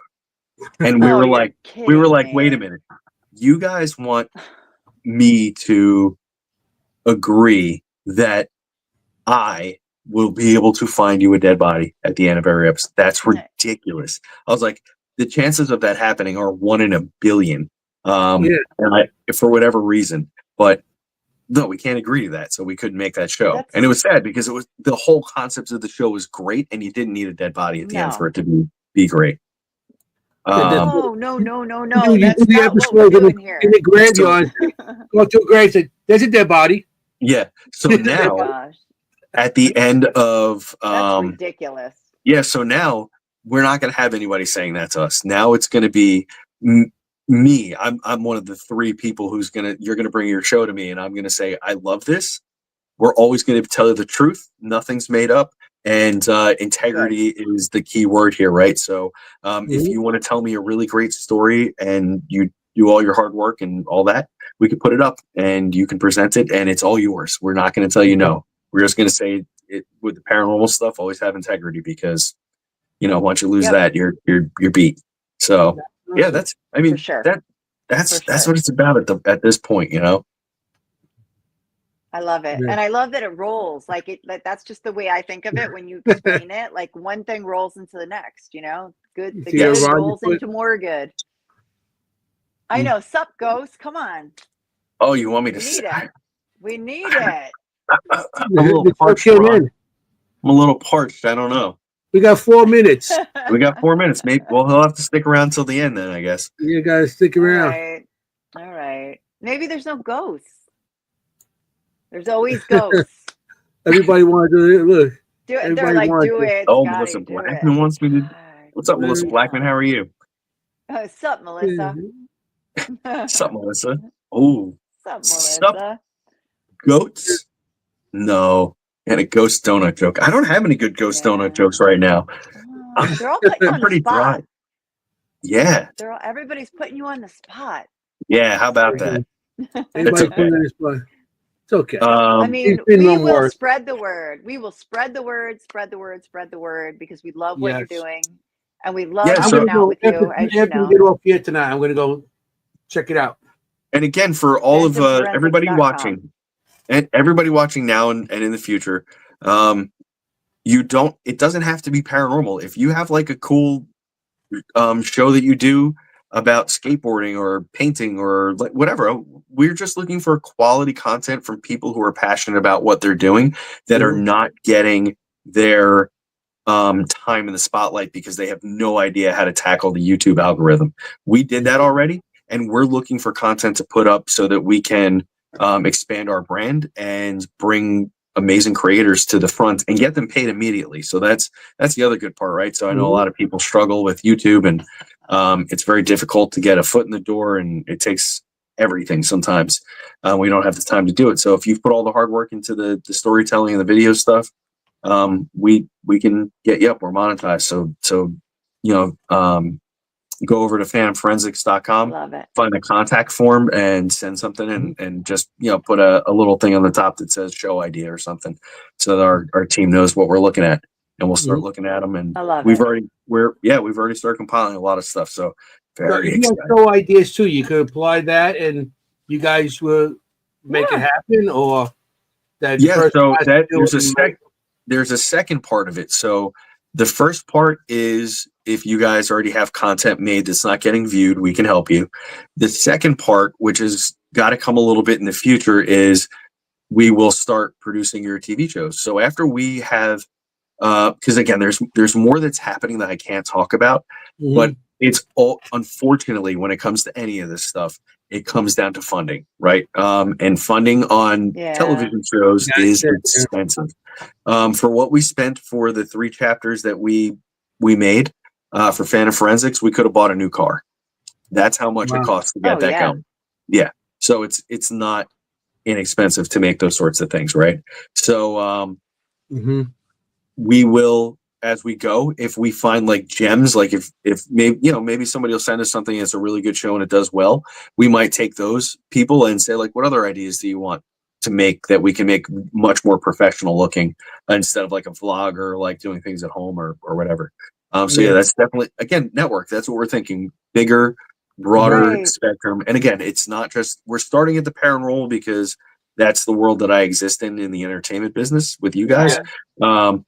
But then it will expand because we want to do mind and consciousness. We want to do, again, like I love cars. So I want to do a channel, a broadcast channel for vehicles and cars and stuff that's completely detached from any paranormal stuff, and it'll be whatever we want it to be. So it's going to be really good.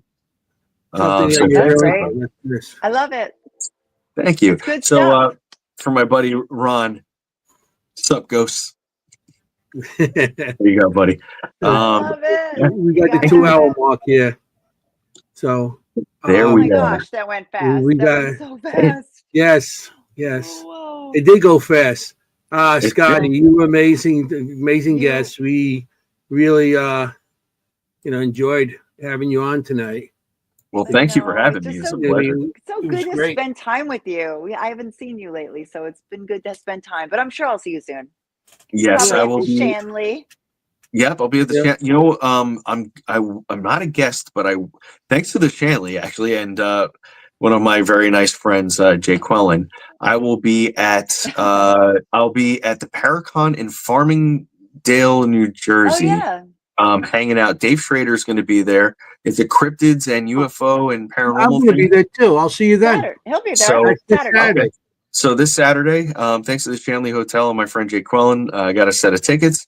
So I'll be there with my buddy Brian. Yep, my buddy Brian McCauley, Oh, who's nice. a Nice. longtime paranormal investigator as well. So we're going to be hanging Fun. out and rubbing elbows with some of you guys. It's going to be great. I love it. I love it. Yep. Anthony will be there. I'll this be is there. This Saturday. This Saturday. Yeah, the Yep, 7th. this Saturday. Ron Yeah. and Lawrence Yep. will be there too. They're speaking. And Ron and Oh, Lawrence nice. are speaking. Mhm. All right, Yeah, good. You they're guys can gonna be there. introduce me to the person who runs the joint. Yeah, Nice. yeah. I mean, it's my first time there, so I'm setting up my stuff for my pictures. So Awesome. Can't wait to see it. drawings.